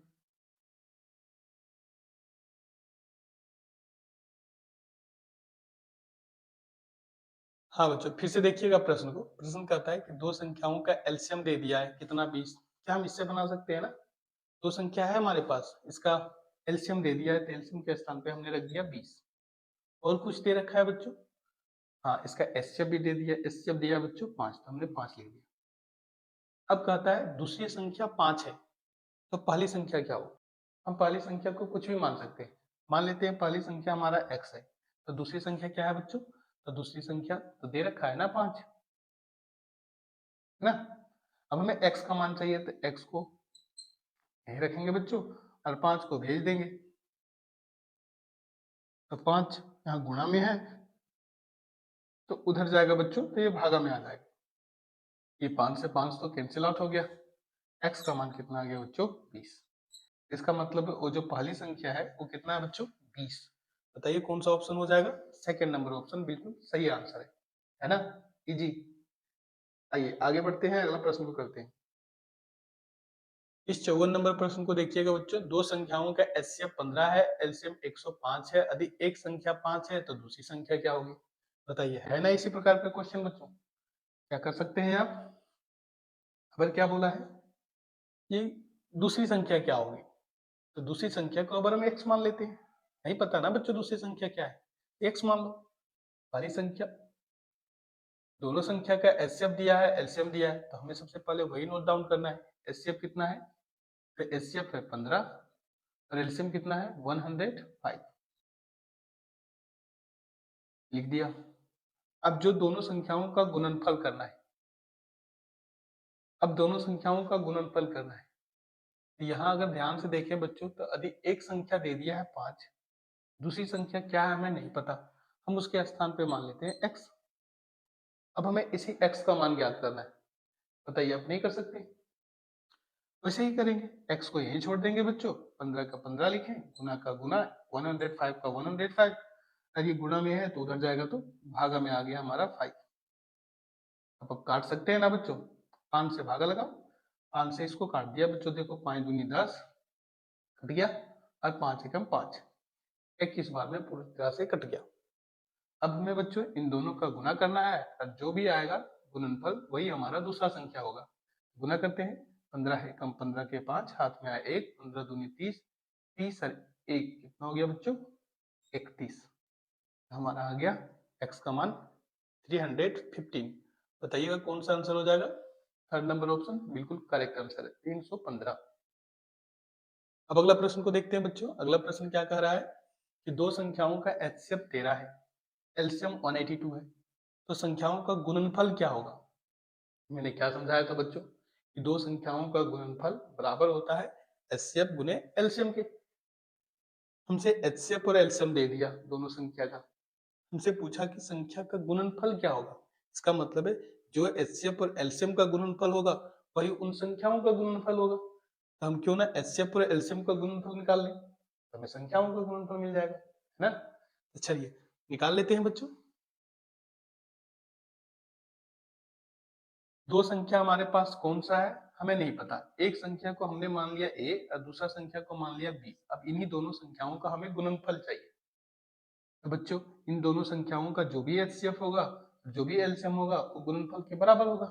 ये तो बता दे रखा है ना कि एचसीएफ 13 है और एलसीएम 182 है। तो बच्चों इसका जो गुणनफल आएगा वही तो हमारे दोनों संख्या के गुणनफल के बराबर होगा। तो करो गुणा, 13 और 182 का गुणा करेंगे बच्चों, कितना आएगा? 13 का टेबल आता है ना बच्चों, 13 दूनी 26, 26 का आया 6। अब देखिए इसे हम यूनिट डिजिट से भी निपटा सकते हैं, क्योंकि 6 अगर हम देखें बच्चों तो 6 किसी का यूनिट डिजिट नहीं है, 6 केवल और केवल सेकेंड नंबर ऑप्शन का यूनिट डिजिट है। इसका मतलब है हमारा कौन सा ऑप्शन आएगा? 28, 66, है ना। ये जी ये होता है स्मार्ट अप्रोच क्वेश्चन को टैकल करने का, आया ना मजा। चलिए अगला प्रश्न की ओर बढ़ते हैं बच्चों। अब अगला प्रश्न कहता है बच्चों दो संख्याओं का गुणनफल 120 है, तो एचसीएफ 2 है, तो उसका एलसीएम होगा। यानी कि संख्याओं का अपन गुणनफल दे दिया है, दोनों संख्याओं का गुणनफल कितना दिया बच्चों? 120। एचसीएफ भी दे दिया, एचसीएफ कितना दिया है? 2। अब हमसे पूछा है कि इसका एलसीएम क्या होगा। बिल्कुल भी घबराने की आवश्यकता नहीं है, पहले दोनों संख्या देता था, अब दोनों संख्या को गुणा करके दे दिया है। समझ में आया बच्चों? हमें एलसीएम निकालना है, सेम कंडीशन लगाएंगे यहाँ। 2 गुणा में है तो इधर आएगा तो बच्चों 2 भागा में चला जाएगा, 2 से काटे, 2 से कितना बार में? 2 छक्के 12, यानी 7 बार में पूर्णतः विभाजित हो जाएगा। तो हमारा एलसीएम क्या आ जाएगा बच्चों 60। बताइए कौन सा आंसर हो जाएगा? वाला ऑप्शन बिल्कुल करेक्ट आंसर है। बताइए आया समझ में? पढ़ते हैं अगले प्रश्न की ओर। 56 हो गया बच्चों। 57 नंबर प्रश्न को देखिएगा। इस प्रश्न में क्या कह रहा है कि दो संख्याओं a और 18 का एचसीएफ दे दिया है, एलसीएम भी दे दिया है। ये जो a है, a का मान क्या है? ऐसा प्रश्न हमने किया था ना बच्चों, फिर से कर लेते। दो संख्या कौन कौन सा है? एक तो a है, कितना है हमें नहीं पता, a बोल रखा है a है। दूसरा कितना है? 18 है। इसका एचसीएफ दे दिया है बच्चों 2, इसका एलसीएम भी दे दिया है 36। आपको करना है क्या? तो ये जो a है, a का मान निकालना है। a का मान निकालने का सही तरीका क्या है बच्चों? 2 और 36 को जैसे के तैसे लिख दिए। एक गुना में 18 है, इधर आया तो भागा में 18। 18 से 36 तो पूर्णतः विभाजित हो जाएगा। 18 दूनी 36। a का मान कितना आ गया? तो 2 दूनी 4। यानी कि हमारा जो ये जो संख्या है, वो संख्या कितना है बच्चों? 4। तो हमारा सही ऑप्शन कौन सा हो जाएगा? पहला। पहला बिल्कुल करेक्ट आंसर है। आइए अगला प्रश्न की ओर बढ़ते हैं। अगला प्रश्न को देखते हैं। इस प्रश्न में क्या कह रहा है बच्चों कि यदि 26 और 91 का एचसीएफ 26m माइनस 91 है, तो m का मान क्या होगा? कौन सा होगा? तो सबसे पहले बच्चों हमें क्या करना होगा? 26 और 91 का एचसीएफ निकाल लेना होगा। तभी तो हम एचसीएफ के इक्वल करेंगे 26m माइनस 91 को, और जो भी m का मान होगा हम बता देंगे। आइए करते हैं। हमें सबसे पहले क्या करना बच्चों? 26 और 91 का एचसीएफ निकालना है। निकाल लेते हैं 26 और 91। अभाज्य गुणनखंड करने सिखाया था बच्चों आपको मैंने। 2 से कटेगा कितना बार में? 13 बार में। 13 दूनी 26। 13 खुद एक अभाज्य संख्या है, तो भागा लगने का सवाल ही पैदा नहीं होता। चलिए 91 में भी भाग लगा लेते हैं। 7 से 13 सत्ती 91। एचसीएफ के बारे में मैंने आपको क्या समझाया था बच्चों? एचसीएफ क्या होता है? जो उभयनिष्ठ होता है। तो बताइए इसमें से उभयनिष्ठ क्या है? यानी दोनों के पास क्या है? तो 13 है। तो एचसीएफ हमारा कितना हो गया बच्चों? 13। और ये कह रहा है कि एचसीएफ बराबर 26m माइनस 91 है। हम मान लेते हैं बच्चों इसको समीकरण नंबर 1 और इसको मान लेते हैं समीकरण नंबर 2, है ना? अब समीकरण 1 और 2 को ध्यानपूर्वक देखिएगा। इसका एक पक्ष बराबर है, तो हम कह सकते हैं इसका दूसरा पक्ष भी बराबर होना चाहिए। यानी कि 13 बराबर होगा 26m माइनस 91 के। कर लेते हैं ये समीकरण 1 तथा 2 से। समीकरण 1 और 2 से बच्चों अगर आप देखिएगा ध्यानपूर्वक, 13 बराबर होगा इसके बच्चों 26m माइनस 91 के, है ना? अब बच्चों संख्या वालों को संख्या वाला के पास भेजते हैं, m को अकेला करते हैं। कैसे होगा वो? 13 तो दिख रहा है, 91 माइनस में है तो इधर आएगा बच्चों प्लस में 91 आ गया। अंतर करेंगे ना, जानते हैं ना, प्लस वाला चीज माइनस में हो जाता है, माइनस वाला चीज प्लस में आ जाता है, गुना वाला चीज भागा में और भागा वाला चीज गुना में। ये तो माइनस में है, इधर आया तो प्लस में। इधर क्या बचेगा? 26m। अब 13 और 91 को जोड़ो बच्चों। 13 और 91 कितना हो जाएगा? 3 और 1 4 और 9 और 1 10, 104। अब इधर कितना है बच्चों? 26m। हमें तो m का मान चाहिए ना, तो m को इधर ही पकड़ लिए और 26 को इधर भेजेंगे 104 के पास। तो m के साथ 26 का संबंध किसमें है बच्चों? गुणा में। इधर तो आएगा तो भागा में आएगा, तो 26 आ गया भागा में, है ना? इजी। अब इसे हम काट छाट करते हैं, जो आता है हमारा आंसर हो जाएगा। काटो बच्चों। ये बच्चों 26 से कट जाएगा, 26 चौके 104। यानी कि m का मान कितना आया बच्चों? 4, है ना? कौन सा ऑप्शन हो जाएगा? m का मान 4। यानी चौथा ऑप्शन हमारा बिल्कुल सही आंसर है ना? इजी बच्चों। आइए अब अगला प्रश्न को कर लेते हैं। अगला प्रश्न में कहता है बच्चों 6 और 20 के एचसीएफ एलसीएम का अनुपात होगा। हमें 6 और 20 का एचसीएफ निकालना है, फिर इसका एलसीएम निकालना है, काट छाट करना है और देखना है इसका अनुपात क्या आता है। आइए कर लेते हैं बच्चों।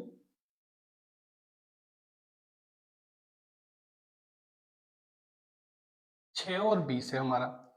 6 और 20। सबसे पहले हम इसका अभाज्य गुणनखंड कर लेते हैं बच्चों और इसका एचसीएफ और एलसीएम निकाल लेते हैं। 2 से कटा 2 तिया 6, 2 से कटा 10 बार में, 2 से कटा 5 बार में, ठीक है ना। अब इसका एचसीएफ बताइएगा बच्चों, क्या हो जाएगा एचसीएफ? जो दोनों के पास हो यानी उभयनिष्ठ हो, यानी 2 इसका एचसीएफ हो जाएगा। एलसीएम बताइएगा बच्चों, एलसीएम क्या हो जाएगा बच्चों? एलसीएम की ये मैंने तरीका बताया था, इसमें देखना होता है कि किसमें अधिक बार आया हुआ है, यही ना बच्चों। 2 इसमें एक बार, इसमें 2 बार, तो 2 को कितना बार लिखेंगे? 2 बार। 3 एक बार और 5 एक बार, गुना करके एलसीएम में निकाल लेते हैं। 5 दूनी 10, दूनी 20, 20 तिया 60, एलसीएम कितना आया? 60।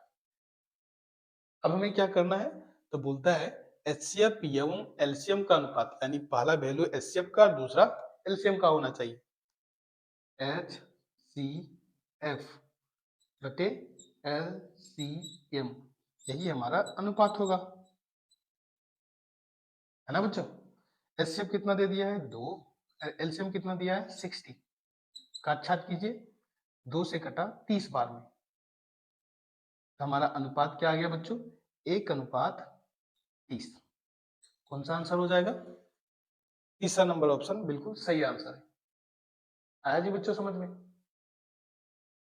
चलिए अगला प्रश्न की ओर बढ़ते हैं, अगला प्रश्न को करते हैं। अगला प्रश्न है बच्चों, 26 और 91 का एचसीएफ और एलसीएम का अनुपात क्या होगा? सेम उसी प्रकार से करेंगे बच्चों। क्या मैं ये प्रश्न आपके लिए छोड़ दूं बच्चों? क्या आप अब इसका एचसीएफ और एलसीएम निकाल के इसका अनुपात कर सकते हैं? ये प्रश्न आपके लिए है बच्चों, आप कीजिएगा, ठीक है।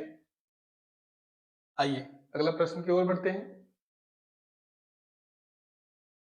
इस प्रश्न को देखिएगा बच्चों, इसमें बोलता है किसी खेल के मैदान के चारों ओर एक वृत्ताकार पथ है।